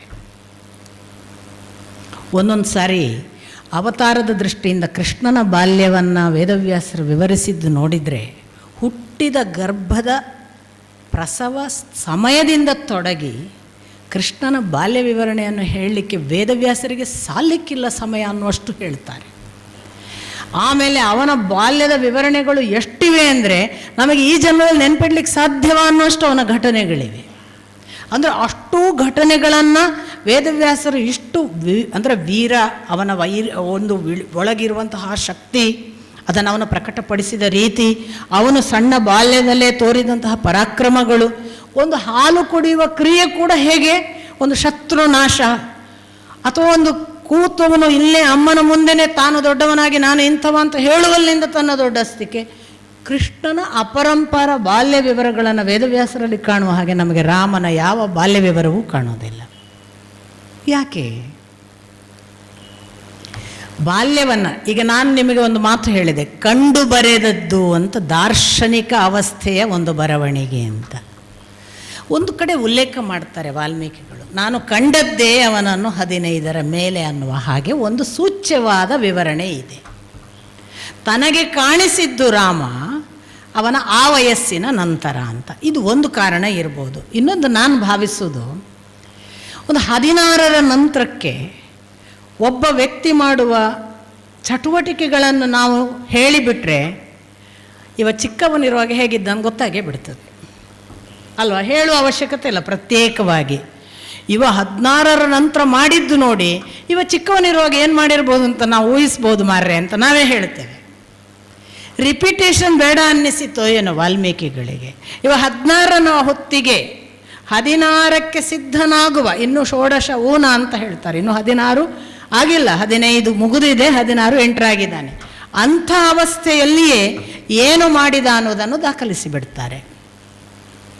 ಒಂದು ಸಾರಿ 16ರ ವಯಸ್ಸಿನಲ್ಲಿ ವಿಶ್ವಾಮಿತ್ರರ ಜೊತೆಗೆ ಹೋದ ರಾಮನ ವಿವರಗಳನ್ನು ಕೊಟ್ಟ ಬಳಿಕ ಅವರಿಗೆ ಅನ್ನಿಸಿರಬೇಕು, ನಿಮಗೆ ಯಾರಿಗಾದರೂ ನೋಡುವ ಕಣ್ಣಿದ್ರೆ ಅಥವಾ ತಿಳಿಯುವ ಒಂದು ಮನಸ್ಸು ಅಥವಾ ಅದನ್ನು ಯೋಚಿಸಬಲ್ಲ ಸಾಮರ್ಥ್ಯ ಇದ್ದರೆ ಈ ಹುಡುಗ ಬಾಲ್ಯ ಹೇಗೆ ಕಳೆದಾನು ಅಂತ ನೀವು ಯಾರಾದರೂ ಊಹಿಸ್ತೀರಿ ಅನ್ನುವ ಹಾಗೆ ನಮಗೊಂದು ಸವಾಲಿನ ಹಾಗೆ ಅವರ ಬಾಲ್ಯದ ವಿವರಣೆಯೇ ಕೊಡಲ್ಲ. ಅವನೊಬ್ಬನದ್ದಲ್ಲ, ಯಾರದ್ದು ಕೊಡಲ್ಲ.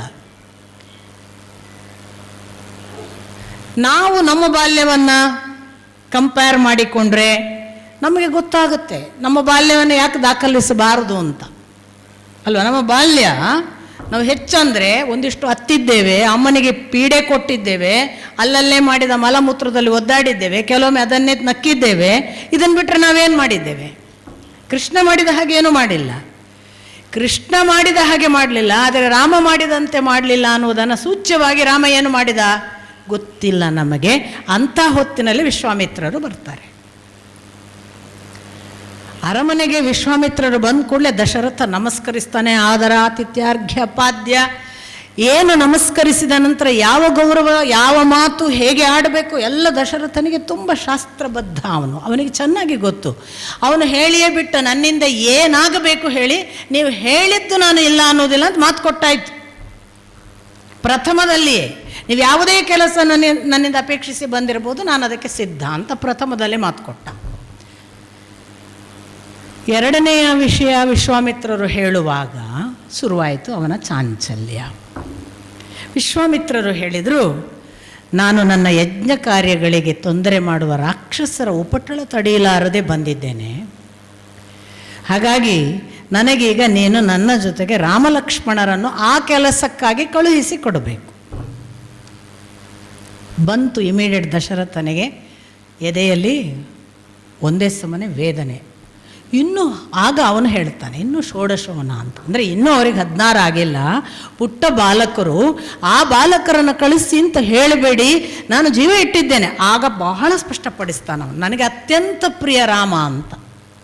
ನನಗೆ ರಾಮ ಅಂದರೆ ಅತ್ಯಂತ ಪ್ರಿಯ, ನಾನು ಅವನನ್ನು ಕಳಿಸೋ ಸ್ಥಿತಿಯಲ್ಲಿಲ್ಲ. ದಯವಿಟ್ಟು ನನಗೆ ರಾಮನನ್ನು ಕೇಳಬೇಡಿ, ನೀವು ಏನು ಮಾಡಿದರೂ ನಾನು ಕಳಿಸೋಕ್ಕೆ ಸಾಧ್ಯ ಇಲ್ಲ.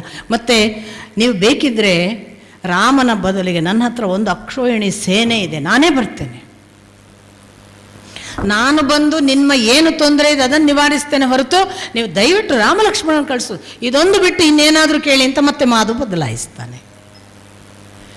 ಅವನ ಒದ್ದಾಟ, ಅವನು ಹೇಳುವಂತಹ ವಿಲವಿಲ ಮಾತು, ಅವನ ಪ್ರತಿಕ್ರಿಯೆ ಅವನಿಗೆ ಸಾಧ್ಯವೇ ಇಲ್ಲ ಅನ್ನುವ ಅವನ ಗೊಣಗಾಟ ಎಲ್ಲ ಕೇಳಿ ವಿಶ್ವಾಮಿತ್ರರು ಹೇಳ್ತಾರೆ, ಓಹೋ, ಇಕ್ಷ್ವಾಕು ವಂಶದಲ್ಲಿ ಒಬ್ಬ ಮಿಥ್ಯಾವಾದಿ ಇದ್ದಾನೆ ಅಂತ ಜನಕ್ಕೆ ಗೊತ್ತಾಗಲಿ.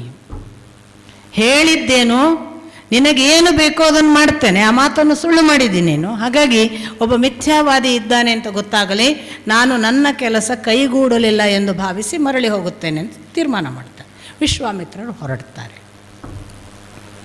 ಈಗ ವಿಶ್ವಾಮಿತ್ರರು ಆಚೆ ತಿರುಗುವಾಗ ನಿಲ್ಲಿಸುವವರು ವಸಿಷ್ಠರು. ಇದೆಲ್ಲ ಭಾರಿ ಕೆಲವು ಅನಸೂಯ ಭಾಗವನ್ನು ನಾವು ದೊಡ್ಡ ದೊಡ್ಡ ಋಷಿಗಳಿಂದ ಕಲಿಬೇಕು. ವಾಸ್ತವಿಕ ವಸಿಷ್ಠ ವಿಶ್ವಾಮಿತ್ರರಿಗೆ ಯಾವ ಮಟ್ಟದ ಕದನವಾಗಿತ್ತು ನಿಮಗೆ ಗೊತ್ತು, ಅದು ಪೂರ್ವ ಚರಿತ್ರೆ. ಅಂಥ ವಿಶ್ವಾಮಿತ್ರರನ್ನು ಅಗ್ನಿ ಒಂದು ಕಾವಲಿಗೆ ನಿತ್ತರೆ ಅಮೃತವನ್ನು ಯಾರಾದರೂ ಆ ಅಗ್ನಿಯ ಚಕ್ರದಿಂದ ಕಸಿದು ತರಲು ಸಾಧ್ಯವೇ?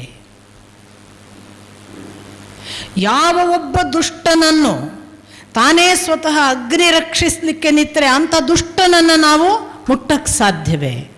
ಒಳ್ಳೆಯ ಅಮೃತವನ್ನು ಕಸಿದು ತರಕ್ಕೆ ಸಾಧ್ಯವೇ? ಹಾಗೆ ನೀನು ತಿಳಿದು ಕಳುಹಿಸು. ಅಮೃತವನ್ನು ಅಗ್ನಿಯ ರಕ್ಷಣೆಯಲ್ಲಿಟ್ಟು ಕಳುಹಿಸಿದ ಹಾಗೆ ವಿಶ್ವಾಮಿತ್ರರ ಜೊತೆಗೆ ರಾಮಲಕ್ಷ್ಮಣರನ್ನು ಕಳುಹಿಸುವುದು ಎಂದರೆ ತ್ರಿಲೋಕದಲ್ಲಿ ಅವರನ್ನು ಗೆಲ್ಲುವವರಿಲ್ಲ. ಅವನ ವೀರ್ಯಕ್ಕೆ, ಅವನ ಪರಾಕ್ರಮಕ್ಕೆ ಇನ್ನೊಬ್ಬರು ಎಣೆ ಇಲ್ಲ. ಅವನಿಗೆ ಗೊತ್ತಿರುವಷ್ಟು ಅಸ್ತ್ರಶಸ್ತ್ರಗಳು ಇನ್ಯಾರಿಗೂ ಗೊತ್ತಿಲ್ಲ. ಅವರ ಜೊತೆಗಿದ್ದರೆ ನಮ್ಮ ಮಕ್ಕಳು ಸುರಕ್ಷಿತರು ಎಂಬುದು ಘಂಟಾಘೋಷವಾಗಿ ನಾನು ಹೇಳ್ತೇನೆ. ಯಾವ ಕಾರಣಕ್ಕೂ ನೀನು ಹೆದರಬೇಕಾಗಿಲ್ಲ. ಮತ್ತೊಂದು ಮಾತು ಕೊನೆಯದ್ದು ವಸಿಷ್ಠರದ್ದು ಅಂಡರ್ಲೈನ್ ಮಾಡಿ ಹೇಳೋದು, ಅವರು ರಾಮಲಕ್ಷ್ಮಣರನ್ನು ಕರೆದುಕೊಂಡು ಹೋಗುವುದು ತನ್ನ ಉದ್ದೇಶಕ್ಕಾಗಿ ಅಲ್ಲ, ಇದರಲ್ಲಿ ರಾಮಲಕ್ಷ್ಮಣರ ಒಳಿತಿದೆ, ಕಳುಹಿಸು. ಯಾವ ವಸಿಷ್ಠರಿಗೆ ಎದುರು ನಿಂತು ಯಾವ ಗದ್ದಲಕ್ಕೆ ಕಾರಣನಾಗಿ ತಪಸ್ಸು ಮಾಡಿ ವಿಶ್ವಾಮಿತ್ರ ಒಬ್ಬ ಮಹರ್ಷಿ ಆಗಿದ್ದನೋ, ಬ್ರಹ್ಮರ್ಷಿ ಆಗಿದ್ದನೋ, ಅಂಥ ವಿಶ್ವಾಮಿತ್ರರನ್ನು ಕುರಿತು ವಸಿಷ್ಠರು ಆ ಕ್ಷಣಕ್ಕೆ ಸರ್ಟಿಫೈ ಮಾಡಿ ಹೇಳ್ತಾರೆ, ಇವನ ಹತ್ರ ಕಳಿಸು ಅಂತ. ನಮಗೆ ಹಳೆಯ ದ್ವೇಷ ಇಟ್ಕೊಂಡು ಅವನ ಹತ್ರ ಕಳಿಸೋದು ಹಾಗೆ ಮಾಡಬೇಕು ಅಂತ ಯೋಚಿಸ್ತಿತ್ತೇನ ನಾವು. ಅವನಂಗೆ ಅವತ್ತು ಹಂಗೆ ಮಾಡಿದಾನೆ ಆಶ್ರಮದಲ್ಲಿ, ನಾನು ಬಿಡೋದಿಲ್ಲ. ಅವನಿಗೀಗ ಏನಾದರೂ ಮಾಡಿ ಅವಮಾನ ಆಗಬೇಕು, ಹೋಗಲಿ ಹಾಗೆ. ನಾವಾದರೆ ಅನಸೂಯನಾದನೆ ಅವನಿಗೆ ವಿಶೇಷ ಸಾಧ್ಯತೆಗಳು ಕಾಣ್ತವೆ. ಅವನು ಮಾತ್ರ ಅನಸೂಯರಿಗೆ ಮಾತ್ರ ಒಳಿತು ಕಾಣುವುದು. ಆದ್ದರಿಂದ ಅವನಿಗೆ ಗೊತ್ತಾಯಿತು ಇದು ರಾಮಲಕ್ಷ್ಮಣರ ಒಳಿತಿಗಾಗಿ ಬಂದಿದ್ದಾನೆ. ನೋಡಿ, ಇಡೀ ರಾಮಾಯಣದಲ್ಲಿ ಬಾಲಕಾಂಡ ಮುಗಿಯುವುದರೊಳಗೆ ವಿಶ್ವಾಮಿತ್ರರ ಪ್ರವೇಶವೂ ಮುಗೀತದೆ, ನಿರ್ಗಮನವೂ ಆಗ್ತದೆ. ಎಲ್ಲೂ ಸಿಗಲ್ಲ ಆಮೇಲೆ ವಿಶ್ವಾಮಿತ್ರರು. ಅನೇಕ ಜನ ಭಾವಿಸುವುದುಂಟು, ವಿಶ್ವಾಮಿತ್ರರು ಅಷ್ಟು ಸಮಯ ಬಂದರು ಆಮೇಲೆ ಬರಲೇ ಇಲ್ಲ. ಸ್ವಾಮಿ, ಗುರು ನಮ್ಮ ಬದುಕಿಗೆ ಎಷ್ಟು ಅವಕಾಶ, ಎಷ್ಟು ಅವಧಿ, ಯಾವ ಅನುಗ್ರಹ ಅಷ್ಟು ಮಾಡಬೇಕು, ರಪ್ಪ ಅಂತ ಇಲ್ಲ ಆಗಬೇಕು. ಅವನು ನಿಜವಾದ ಗುರು. ಸಾಯೋವರೆಗೆ ಬೆನ್ನಿದ್ಕೊಂಡು ಅವನೇ ಕಾಯ್ತಾನೆ ಅಂತ ನಾವು ಭಾವಿಸಿದರೆ ನಮ್ಮಷ್ಟು ಮೂರ್ಖರಿಲ್ಲ, ಅವನಷ್ಟು ಸಣ್ಣ ಗುರುವಿಲ್ಲ. ಗುರು ಯಾವತ್ತೂ ಕೂಡ ಹಾಗೆ ತನ್ನ ಕೆಲಸ, ಅದು ಎಷ್ಟು ಶಾರ್ಟೆಸ್ಟ್ ಪೀರಿಯಡ್. ನಾವು ಜೀವಮಾನ ಪರ್ಯಂತ ನಮಗೆ ಗುರು ಏನೋ ಮಾಡ್ತಾನೆ ಅಂತ ಅವನು ಬೆನ್ನ ಹತ್ತಿ ಹತ್ತಿ ಹತ್ತಿ ನಮ್ಮ ಕೈಕಾಲು ಸವಿತವೆ, ನಮ್ಮ ಬುದ್ಧಿ ಪೂರ್ತಿ ಮೂರ್ಖತನಕ್ಕೆ ಹೋಗಿರುತ್ತೆ, ನಾವು ದಾಸ್ಯಕ್ಕೆ ಬಿದ್ದಿರ್ತೀವಿ. ನಮ್ಮ ಗುರುಗಳು ಹಾಗೇ ಇರ್ತಾರೆ, ಅವರೇನೂ ಮಾಡಿರೋದಿಲ್ಲ, ಅವರೇನೋ ಮಾಡ್ತಾರೆ ಮಾಡ್ತಾರೆ ಮಾಡ್ತಾರೆ ಅಂತ ನಮ್ಮ ಹೆಣ ಬೀಳುತ್ತೆ, ಏನೂ ಆಗಿರೋದಿಲ್ಲ. ದೊಡ್ಡ ಗುರು ಹಾಗಲ್ಲ, ಮಿಂಚಿನ ಹಾಗೆ ಬರ್ತಾನೆ. ಮಿಂಚು ಒಂದು ಕ್ಷಣ ಬಂದಾಗ ಎಷ್ಟು ಜಗತ್ತನ್ನು ಬೆಳಗ್ತದಲ್ಲ ಅಷ್ಟು ಪರಿಣಾಮವನ್ನು ಆ ಜೀವದ ಒಳಗೆ ಪ್ರವೇಶ ಮಾಡಿ ಮಾಡಿ ಹೋಗ್ತಾನೆ. ಮತ್ತೆ ತಿರುಗಿ ಬರೋದಿಲ್ಲ. ಅವನಿಗೆ ಋಣದ ಬಾಧೆಗಳಿಲ್ಲ, ಅವನೇನೋ ತಗೊಳ್ಳೋದಿಲ್ಲ ವಾಪಸ್. ವಿಶ್ವಾಮಿತ್ರರು ಅಂಥದ್ದೊಂದು ನಡೆ, ಎಂಥ ಅದ್ಭುತವಾದ ಪಾಠ ಮಾಡಿಬಿಡ್ತಾರೆ ರಾಮಲಕ್ಷ್ಮಣರಿಗೆ. ನಮಗೆ ಆಶ್ಚರ್ಯ ಆಗಬೇಕು, 15ರ ವಯಸ್ಸಿನಲ್ಲಿ ನಮಗೇನಾದರೂ ಅಂಥ ಗುರು ಸಿಕ್ಕರೆ ಅಂತ ಆಸೆ ಪಡುವ ಹಾಗೆ. ಅಷ್ಟು ಹೇಳುವಾಗ ರಾಮಲಕ್ಷ್ಮಣರು ಎಷ್ಟು ಅರ್ಹರಾಗಿದ್ರ ಏನ ಅನ್ನುವ ಇನ್ನೊಂದು ಮಾತು ಕೂಡ ನಮ್ಮೊಳಗೆ ಮೂಡಿಬಿಡ್ತದೆ. ನಾನು ಅದನ್ನೇ ಹೇಳಿದ್ದು, ಒಬ್ಬ ವಿಶ್ವಾಮಿತ್ರರು ಬಂದು ಇವರನ್ನು ಆಯ್ಕೆ ಮಾಡಿದ್ದೇನೆ ಅಂದರೆ ನೋಡಿ, ಭರತ ಶತ್ರುಘ್ನರನ್ನು ಹೇಳಲಿಲ್ಲ. ಎಷ್ಟು ಆಯ್ಕೆ ಮಾಡುವ ಗುರುವಿಗೆ ಮುಂದಿನದ್ದು ಗೊತ್ತು ನೋಡಿ, ಮುಂದೆ ಕೆಲಸ ಇವರಿಬ್ಬರಿಗೆ ಅಂತ ಗೊತ್ತು ವಿಶ್ವಾಮಿತ್ರರಿಗೆ, ಮುಂದೆ ಲೋಕ ಕಲ್ಯಾಣಕ್ಕೆ ಇವರೇ ಕಾರಣರು ಅಂತ ಗೊತ್ತು, ಮುಂದೆ ಬಹಳ ದೊಡ್ಡ ಘನಿಷ್ಠವಾದ ಅರಣ್ಯವಾಸ ಇದೆ ಅಂತ ಗೊತ್ತು. ಆ ಅರಣ್ಯವಾಸ ಮಾತ್ರ ಅಲ್ಲ, ಅಲ್ಲಿ ಎಲ್ಲ ರಾಕ್ಷಸಾದಿಗಳ ಜೊತೆಗೆ ಸೆಣಸಾಟ ಇದೆ, ಅದರ ಮೂಲಕ ರಾಮಲಕ್ಷ್ಮಣರ ಬದುಕು ದುರ್ಗಮವಿದೆ ಅಂತ ಗೊತ್ತು. ಅದಕ್ಕೊಂದು ಪೂರ್ವ ಪೀಠಿಕೆಯಾಗಿ ಇಡೀ 2 ಜೀವಗಳನ್ನು ಸಿದ್ಧಪಡಿಸಬೇಕು. ವಿಶ್ವಾಮಿತ್ರರಿಗೆ ಬಹಳ ದೊಡ್ಡ ಜವಾಬ್ದಾರಿ. ನೆಪ, ನಮ್ಮ ಯಜ್ಞಕ್ಕೆ ಸುಬಾಹು ಮಾರೀಚರು ತೊಂದರೆ ಕೊಡ್ತಾರೆ ಬನ್ನಿ ಅಂತ. ಪುನಃ ಅಲ್ಲೇ ಒಂದು ಮಾತು ಹೇಳಿಬಿಡ್ತಾರೆ. ಸುಬಾಹು ಮಾರೀಚರು ಅಂದರೆ ಏನು?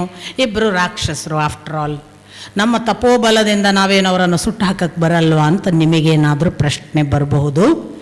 ನಾವು ನಮ್ಮ ತಪಸ್ಸನ್ನು ಹಾಗೆ ನಷ್ಟ ಮಾಡಿಕೊಳ್ಳುವ ಹಾಗಿಲ್ಲ. ನಾವು ಹಾಗೆ ದುಷ್ಟನಾಶಕ್ಕೆ ನಮ್ಮ ತಪಸ್ಸನ್ನು ಬಳಸಿ ಆ ಮೂಲಕ ನಮ್ಮ ಶಕ್ತಿಯನ್ನು ಕಳ್ಕೊಂಡು ನಮ್ಮ ತಪಸ್ಸಿನ ಹಂತ ಅಲ್ಲಿ ಹೋದದ್ದು ಕೆಳಗೆ ಬರುತ್ತೆ. ಅದಕ್ಕೆ ಮಾಡಲ್ಲ ಅಂತಲೂ ಒಂದು ಸಬೂಬು ಕೊಡ್ತಾರೆ. ಮುಂದೆ ಮಾಡಿದ್ದಾರೆ ಅಂಥದ್ದನ್ನೆಲ್ಲ, ಅದು ಬೇರೆ ವಿಷಯ. ಎಷ್ಟು ಒಬ್ಬ ಗುರುವಿಗೆ ಎಷ್ಟು ಕಾರುಣ್ಯ! ಯಾವ ಮಟ್ಟಕ್ಕೆ ಒಂದು ತಾನು ಆಯ್ಕೆ ಮಾಡುವ ಹುಡುಗನ ಬೆಳೆಯನ್ನು, ಅವನ ಬೆಳವಣಿಗೆಯನ್ನು, ಅವನ ಬೆಳಕನ್ನು, ಅವನಿಗೆ ತಾನು ಧಾರೆ ಎರೆಯಬೇಕಾದ ತನ್ನ ಸತ್ವವನ್ನು ಎಲ್ಲವನ್ನು ಎಷ್ಟು ಯೋಚಿಸಿ ಒಬ್ಬ 2 ಹುಡುಗರನ್ನು ಕರ್ಕೋತಾರೆ. ಸುಮ್ಮನೆ ಒಟ್ಟಿಗೆ ಹೋಗೋದಲ್ಲ. ಹಾಗಾಗಿ ಎಷ್ಟೋ ಸಾರಿ ಒಬ್ಬರು ಬರ್ತಾರೆ ಅಂದರೆ ಅವ್ರು ಏನೋ ಕಾರಣ ಇದ್ದು ಬರ್ತಾರೆ. ನಾವು ಎಷ್ಟು ಅದಕ್ಕೆ ನಮ್ಮನ್ನು ಕೊಟ್ಕೋಬೇಕು ಅನ್ನೋ ಯೋಚನೆ ಇಲ್ಲದೆ ನಾವು ಎಷ್ಟೋ ಸಂಗತಿಗಳನ್ನು ಮಿಸ್ ಮಾಡ್ಕೊಳ್ಳೋ ಸಾಧ್ಯತೆ ಕೂಡ ಇದೆ, ಇಲ್ಲ ಅಂತಲ್ಲ. ಕೆಲವೇ ನೋಡಿ, ಇಲ್ಲಿ ಎಲ್ಲಿಯೂ ಕೂಡ ನಿಮಗೆ ಲಿಟರಲ್ಲಿ, ವರ್ಬಲ್ಲಿ, ಯಾವ ಎಕ್ಸ್ಪ್ರೆಷನ್ನಲ್ಲೂ ವಿಶ್ವಾಮಿತ್ರರು ಹೇಳಿಲ್ಲ ಮುಂದೆ ಕಷ್ಟ ಉಂಟು ಅಂತ, ಎಲ್ಲೂ ಹೇಳೋದಿಲ್ಲ. ವಸಿಷ್ಠರ ಮಾತಿನಲ್ಲಿ ಸೂಚನೆ ಇದೆ, ಅವರು ಬಂದಿರುವುದು ಈ ಇಬ್ಬರ ಒಳಿತಿಗಾಗಿ, ತನಗಾಗಿ ಅಲ್ಲ. ಹೀಗೆ ವಿಶ್ವಾಮಿತ್ರರು ಕರ್ಕೊಂಡು ಹೋದಾಗ ಹೇಗೆ ಇರಬೇಕು, ತಿಳಿಲಿಕ್ಕೆ ಹೋಗುವ ಮಗುವಿನ ಮನಸ್ಸು, ಬೆಳೆಯುವ ಹಸಿವುಳ್ಳ ಜಿಜ್ಞಾಸುವಿನ ಜೀವ, ತನ್ನ ಒಳಗೆ ಒಂದು ಜ್ಞಾನವನ್ನು ಪಡೆಯಬೇಕು ಅಂತ ಹೊರಟ ಒಬ್ಬ ಶಿಷ್ಯ ಆ ಗುರುವಿನ ಜೊತೆಗೆ ಹೇಗೆ ತನ್ನನ್ನು ತಾನು ತೆರೆದು ಪ್ರಾಮಾಣಿಕವಾಗಿ, ಮುಗ್ಧವಾಗಿ ಎಲ್ಲ ಪ್ರಶ್ನೆಗಳನ್ನು ನಿಸ್ಸಂಶಯವಾಗಿ ಕೇಳ್ತಾ ಬೆಳಿಬೇಕು ಅನ್ನೋದು ವಿಶ್ವಾಮಿತ್ರರು ಮತ್ತು ರಾಮಲಕ್ಷ್ಮಣರು ನಮಗೆ ಕೊಟ್ಟಿರೋ ಅತ್ಯಂತ ಅದ್ಭುತವಾದ ಮಾದರಿ. ನಾನು ಯಾವಾಗಲೂ ಹೇಳೋದು, ನಾವು ಪಿಕ್ನಿಕ್ಕಿಗೆ ಗೈಡ್ ಜೊತೆಗೆ ಹೋಗ್ತೀವಿ. ಗೈಡ್ ಜೊತೆಗೆ ಹೋಗೋರು ಒಂದಿಬ್ಬರು ಮಾತ್ರ, ಭಾರಿ ಸ್ಟೂಡೆಂಟ್ಸ್ ಇರ್ತಾರಲ್ಲ ಅವ್ರು ಮಾತ್ರ. ಮತ್ತೆಲ್ಲ ನಮ್ಮದೇ ಪಟ್ಟಾಂಗ, ನಾವು ಗಮ್ಮತ್ತು ಮಾಡ್ತಿರ್ತೀವಿ. ಅವರೆಲ್ಲ ಇಬ್ಬರಿಗೆ ಹೇಳ್ತಾ ಇರ್ತಾರೆ, ಅವುಗಳಿಗೆ ಮಂಡ್ಯ ಸಮಯ ಇಲ್ಲ, ಗುರುವಿನೊಟ್ಟಿಗೆ ಹೋಗಿದ್ದಾವೆ, ನಾವಿಲ್ಲಿ ಆರಾಮ್ ಮಜಾ ಮಾಡೋಣ ಅಂತ ನಾವು ಹೋಗ್ತಿರ್ತೀವಿ, ನಮ್ಮದೇ ಲೋಕ. ಇಲ್ಲಿ ವಿಶ್ವಾಮಿತ್ರರ ಜೊತೆಗೆ ಈ ಇಬ್ಬರು ಸ್ಟೂಡೆಂಟ್ ಹೋದ ರೀತಿ ಎಷ್ಟು ಅದ್ಭುತವಾಗಿ, ನಾನು ಯಾವಾಗಲೂ ಹೇಳೋದು, ಹೆಂಗಿರಬೇಕು ಸ್ಟೂಡೆಂಟ್ ಒಬ್ಬ ಗೈಡ್ ಜೊತೆಗೆ, ಏನು ಪಡಿಬೇಕು, ಎಷ್ಟು ಪಡಿಬೇಕು, ಯಾವ ಮಟ್ಟದಲ್ಲಿ ಒಂದು ಕ್ಯೂರಿಯಾಸಿಟಿಯೋ, ಕುತೂಹಲವೋ, ಪ್ರಶ್ನೆಗಳು, ಆ ಮೂಲಕ ಯಾವುದನ್ನು ಪಡೀಲಿಕ್ಕೆ ಸಾಧ್ಯ ಇದೆ ರಾಮಲಕ್ಷ್ಮಣರು ನಮಗೆ ತೋರಿಸಿಕೊಟ್ಬಿಡ್ತಾರೆ. ಸುಮ್ಮನೆ ಹೀಗೆ ಪ್ರವೇಶ ಮಾಡ್ತಾ ಹೀಗೆ ಹೊರಟ ತಕ್ಷಣ ಇದು ಯಾರ ಆಶ್ರಮ ಪ್ರಶ್ನೆ ಪ್ರಾರಂಭವೇ. ಇದೊಂದು ಆಶ್ರಮದ ಹಾಗೆ ಕಾಣ್ತದೆ, ಇದು ಯಾರ ಆಶ್ರಮ, ಅಲ್ಲಿಂದ ಅದಕ್ಕೊಂದು ಉತ್ತರ, ಇದು ಇಂಥವರ ಆಶ್ರಮ, ಇಷ್ಟು ತಪಸ್ಸು ಮಾಡಿದರು, ಹೀಗೆ. ಮತ್ತೊಂಚೂರು ಮುಂದೆ ಹೋದಾಗ ಇಲ್ಲಿ ಏನೋ ಒಂಥರ ಬಹಳ ದುರ್ಗಮವಾಗಿ ಜನನಿಬಿಡ ಆಗಿದ್ದಂತಹ ಒಂದು ಊರಿದ್ದು ಈಗ ಯಾವುದೋ ಕಾರಣಕ್ಕೆ ಇಲ್ಲವಾದ ಹಾಗೆ ಕಾಣ್ತದೆ, ಇದು ಯಾಕೆ ಹೇಗೆ? ಹೌದು, ಇದರಲ್ಲಿ ಇಂದ್ರ ಒಂದು ಕಾಲಕ್ಕೆ ಎಲ್ಲ ಅನುಗ್ರಹ ಮಾಡಿದ್ದ. ಯಾಕೆಂದರೆ ವೃತ್ರಾಸುರನನ್ನು ಕೊಂದ ಬಳಿಕ ಅವನಿಗೆ ಬ್ರಹ್ಮಹತ್ಯಾ ದೋಷ ಬಂದು ಆ ಬ್ರಹ್ಮಹತ್ಯಾ ದೋಷ ನಿವಾರಣೆ ಆದದ್ದು ಈ ಜಾಗದಲ್ಲಿ. ಅದಕ್ಕೆ ಇದು ಸಮೃದ್ಧಿ ಆಗಲಿ, ಇಲ್ಲಿ ಜನರು ಸಾಕಷ್ಟು ಧನ ಧಾನ್ಯಗಳನ್ನು ಪಡೆದು ಸುಖದಿಂದ ಇರಲಿ ಅಂತ ಅವನು ಅನುಗ್ರಹ ಮಾಡಿದ್ದ. ಆದರೆ ಏನು ಮಾಡೋದು, ಈ ಜಾಗದಲ್ಲಿ ಮಲದ ಕರುಷ ಅನ್ನುವ ಒಳ್ಳೆಯ ಪಟ್ಟಣದ ಹಾಗೆ ವೈಭವದಿಂದ ಇದ್ದ ಜಾಗದಲ್ಲಿ ತಾಟಕಿ ಬಂದು ಬಿಟ್ಟಳು. ಈ ತಾಟಕಿ ಬಂದ ನಂತರ ಈಗ ಯಾರೂ ಕೂಡ ಇಲ್ಲಿ ಹೊರಗೆ ಬರಲಿಕ್ಕೆ ಹೆದರುವ ವಾತಾವರಣ ನಿರ್ಮಾಣ ಆಗಿ ಇದೊಂದು ಕಾಡು ಅಂದರೆ ಭಯಾನಕ ಕಾಡು ಆಗಿ ಹೋಗಿಬಿಟ್ಟಿದೆ. ಇಲ್ಲೇ ತಾಟಕಿ ಇದ್ದಾಳೆ, ಅವಳಿಗೆ 1000 ಆನೆಯ ಬಲ ಇದೆ, ಅವಳ ಅಂತಿಂಥ ರಾಕ್ಷಸಿ ಅಲ್ಲ. ನಾನು ಅವಳ ಕಾರಣವಾಗಿ, ಅವಳ ಮಕ್ಕಳು ಸುಬಾಹು ಮಾರೀಚರಿದ್ದಾರೆ, ಅವರೆಲ್ಲರ ಕಾರಣವಾಗಿ ನಿಮ್ಮನ್ನು ಕರ್ಕೊಂಡು ಬಂದಿದ್ದೇನೆ ಅಂದಾಗ ರಾಮ ಕೇಳ್ತಾನೆ, ಅಲ್ಲ ತಾಟಕಿ ಹೆಣ್ಮಗಳು, ಅವಳಿಗೆ ಹೇಗೆ ಹೀಗೆ 10,000 ಆನೆಯ ಬಲ? ಕತೆ ಹೇಳಿಬಿಡ್ತಾರೆ ಪುನಃ. ನೋಡಿ, ಒಂದು ಪ್ರಶ್ನೆ, ಅದಕ್ಕೆ ಮತ್ತೆ ಒಳ್ಳೆಯ ಉತ್ತರ. ಸುಕೇತು ಅಂತ ಯಕ್ಷ ಇದ್ದ, ಮಕ್ಕಳಿರಲಿಲ್ಲ, ತಪಸ್ಸು ಮಾಡಿದ, ಬ್ರಹ್ಮನ ಅನುಗ್ರಹದಿಂದ ತಾಟಕಿ ಅನ್ನುವ ಮಗಳು ಹುಟ್ಟಿದ್ಲು. ಅವಳು ಸುಂದೋಪ ಸುಂದರು ಅನ್ನುವರ ರಾಕ್ಷಸರು, ನಿಮಗೆ ಗೊತ್ತು ಸುಂದೋಪ, ಅವರನ್ನು ಮದುವೆ ಆದಳು. ಆ ಸುಂದೋಪ ಸುಂದರಲ್ಲಿ ರಾಕ್ಷಸರಲ್ಲಿ ಇವಳು ಆಗ್ತಾಳೆ. ಆಮೇಲೆ ಸುಂದೋಪ ಸುಂದರನ್ನು ಮದುವೆ ಆದ ನಂತರ ಅವಳಿಗೆ ಮಾರೀಚ ಅನ್ನೋ ಮಗ ಹುಟ್ಟಿದ. ಸುಂದೋಪ ಸುಂದರ ಒಂದು ಕಾರಣವಾಗಿ ಅಗಸ್ತ್ಯರು ಶಾಪ ಕೊಟ್ಟು ಸುಂದ ಸಾಯ್ತಾನೆ. ತನ್ನ ಗಂಡನನ್ನು ಕೊಂದದಕ್ಕೆ ತಾಟಕಿಗೆ ಕೋಪ ಬಂತು, ಅವಳು ಅಗಸ್ತ್ಯರನ್ನು ಕೊಲ್ಲಿಕ್ಕೆ ಹೋದ್ಲು. ಅವಳಿಗೆ ಬ್ರಹ್ಮನ ಅನುಗ್ರಹದ ಪ್ರಕಾರ 10,000 ಆನೆಯ ಬಲ ಆಗಲೇ ಹುಟ್ಟಿನಲ್ಲೇ ಇತ್ತು. ಯಕ್ಷನ ಮಗಳು. ಆದರೆ ತಾಟಕಿಗೆ ಯಾವಾಗ ಅಗಸ್ತ್ಯರನ್ನು ಕೊಲ್ಲಬೇಕು ಅನ್ನುವ ಒಂದು ಹಠ ಬಂತು. ಆಗ ಅಗಸ್ತ್ಯರು ಶಾಪ ಕೊಟ್ಟರು, ನೀನು ನರಭಕ್ಷಕ ರಾಕ್ಷಸಿಯಾಗು, ನಿನ್ನ ಮಗ ಮಾರೀಚ ಅವರು ಕೂಡ ರಾಕ್ಷಸ ಆಗಲಿ. ಹೀಗಾಗಿ ಅವರು ರಾಕ್ಷಸರಾದದ್ದು. ವಾಸ್ತವಿಕ ರಾಕ್ಷಸರಲ್ಲ, ಅವರು ಯಕ್ಷಿಗಳಿದ್ದವರು ರಾಕ್ಷಸರಾಗಿದ್ದಾರೆ. ಈಗ ನಮಗೆ ತೊಂದರೆ ಕೊಡ್ತಾರೆ. ಇದು ಪ್ರಶ್ನೆ ಕೇಳ್ತಾ ಹೋದ ಹಾಗೆ ಅನಾವರಣವಾದ ತಾಟಕಿಯ ಸುಬಾಹು ಮಾರೀಚರ ಕಥೆ. ಇದನ್ನು ಹೇಳುವ ಮೊದಲು ಯಾವುದೋ ಒಂದು ನದಿ ಅದು ಸ್ವರ ಮಾಡ್ತದೆ ನೋಡಿ. ಒಂದು ನದಿ ಸ್ವರ ಮಾಡಿದರೆ ನಾವೊಂದು ಕೇಳಲಿಕ್ಕುಂಟ, ಆದರೆ ಕೇಳ್ತಾನೆ ಅವ.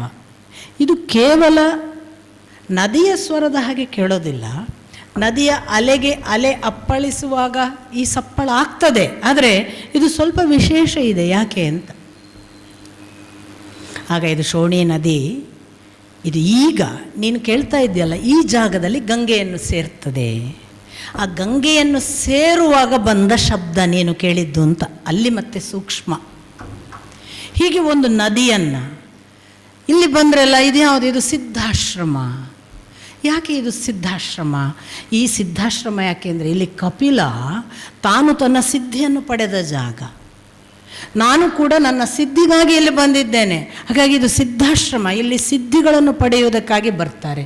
ವಿವರಗಳನ್ನು ಕೊಡ್ತಾ ಹೋಗ್ತಾರೆ ವಿಶ್ವಾಮಿತ್ರರು ರಾಮಲಕ್ಷ್ಮಣರಿಗೆ. ಇದರ ಜೊತೆಗೆ ಅವರು ಹೇಳ್ತಾರೆ, ನಾನೀಗ ನಿನಗೆ ಬಲ ಮತ್ತು ಅತಿಬಲ ಅನ್ನುವ 2 ವಿದ್ಯೆಗಳನ್ನು ದಾನ ಮಾಡ್ತೇನೆ. ಈ ಬಲ ಮತ್ತು ಅತಿಬಲ ವಿದ್ಯೆಯ ಶಕ್ತಿ ಏನು? ವಿಶ್ವಾಮಿತ್ರರು ಹೇಳ್ತಾರೆ, ಯಾರಿಗೆ ಈ ಬಲ ಮತ್ತು ಅತಿಬಲ ವಿದ್ಯೆ ಬಂತು ಅವರಿಗೆ ನಿದ್ರೆ ಜಾಗೃತವಾಗಿಯೇ ಇರುವ ಶಕ್ತಿ ಬರುತ್ತೆ, ನೀರಡಿಕೆ ಹಸಿವು ದಾಟುವ ಶಕ್ತಿ ಬರುತ್ತೆ. ತ್ರಿಲೋಕದ ಯಾವ ದೇವ ಗಂಧರ್ವ ಮಾನವ ದಾನವ ಯಾರೂ ಕೂಡ ಇವರನ್ನು ಗೆಲ್ಲಲಿಕ್ಕೆ ಸಾಧ್ಯವಿಲ್ಲ. ಒಂದು ವೇಳೆ ಅವರು ಮೈ ಮರೆತು ಮಲಗಿದ್ದರೂ ಕೂಡ ಅವರನ್ನು ಯಾರೂ ಸೋಲಿಸಲಿಕ್ಕೆ ಸಾಧ್ಯ ಇಲ್ಲ. ನೋಡಿ, ರಾಮನನ್ನು ಕರೆದು ವಿಶ್ವಾಮಿತ್ರರು ಬಲ ಮತ್ತು ಅತಿಬಲ ವಿದ್ಯೆಯನ್ನು ಧಾರೆ ಎರೆದರು. ಅಷ್ಟೇ ಮಾಡಲಿಲ್ಲ, ಇನ್ನೊಂದಿಷ್ಟು ಕಾಲಾನಂತರ ಅವರು ಹೇಳ್ತಾರೆ, ನಾನು ನಿನಗೆ ಎಲ್ಲ ಅಸ್ತ್ರಗಳನ್ನು ಧಾರೆ ಎರೀತೇನೆ. ಎಲ್ಲ ಅಸ್ತ್ರಗಳನ್ನು, ಧರ್ಮಾಸ್ತ್ರ, ವಿಷ್ಣುಅಸ್ತ್ರ, ನಾರಾಯಣಾಸ್ತ್ರ, ಆಗ್ನೇಯಾಸ್ತ್ರ, ವಾಯುವಾಸ್ತ್ರ, ಯಾವ ಅಸ್ತ್ರಗಳಿವೆ ಎಲ್ಲ, ಅದು ಧರ್ಮಚಕ್ರ ಕಾಲಚಕ್ರ ಅಂತ ಆ ಹೆಸರಿನಲ್ಲೂ ಹೇಳ್ತಾರೆ, ಎಲ್ಲ ಶಿವನ ಶೂಲಾಯುಧ, ಪ್ರತಿ ಒಂದು ಅಸ್ತ್ರಗಳನ್ನು ಕೂಡ ನಾನು ಧಾರೆ ಎರಿತೇನೆ ಅಂತ ಹೇಳಿ ಸಕಲ ಅಸ್ತ್ರಗಳನ್ನು ರಾಮನಿಗೆ ಧಾರೆ ಎರೆದಾಗ, ಸ್ವಲ್ಪ ಗಮನಿಸಿ, ಧಾರೆ ಎರೆದಾಗ ಅವನಿಗೆಲ್ಲ ಅಸ್ತ್ರಗಳ ಮಂತ್ರಗಳನ್ನು ಹೇಳಿಕೊಟ್ಟರು ಅಂತ. ಅಂದರೆ ಅಸ್ತ್ರ ಕೈಯಲ್ಲಿ ಇರುವ ಆಯುಧವಲ್ಲ, ಮಂತ್ರದಿಂದ ಕೈಗೆ ಬರುವ ಯಾವುದೋ ಒಂದು ಸಾಧನ. ಈ ಮಂತ್ರವನ್ನು ಸಂಪೂರ್ಣ ಅನುಗ್ರಹ ಮಾಡಿದ ಮೇಲೆ ಅವನಿಗೆ ಮಂತ್ರ ಮುಖೇನ ಅಸ್ತ್ರ ಅವನ ಜೀವಕ್ಕೆ ಅಂತರ್ಗತವಾದಾಗ ದೇವತೆಗಳೆಲ್ಲ ಬಂದು ನಿಂತರಂತೆ ಆ ಅಸ್ತ್ರಕ್ಕೆ ಸಂಬಂಧಪಟ್ಟವರು. ಹೇಳು ರಾಮಚಂದ್ರ, ನಾವೀಗ ಯಾವ ಕೆಲಸ ಮಾಡಬೇಕು? ತಕ್ಷಣ ಹೇಳಿದನಂತೆ ರಾಮಚಂದ್ರ, ನನ್ನ ಕೆಲಸ ಇದ್ದಾಗ ಕರೆಯುತ್ತೇನೆ, ಅಲ್ಲಿಯವರೆಗೆ ನೀವು ನನ್ನ ಮನಸ್ಸಿನಲ್ಲಿ ನೆಲೆ ನಿಂತುಕೊಳ್ಳಿ. ಎಷ್ಟು ಬ್ಯೂಟಿಫುಲ್ ಆಗಿದೆ.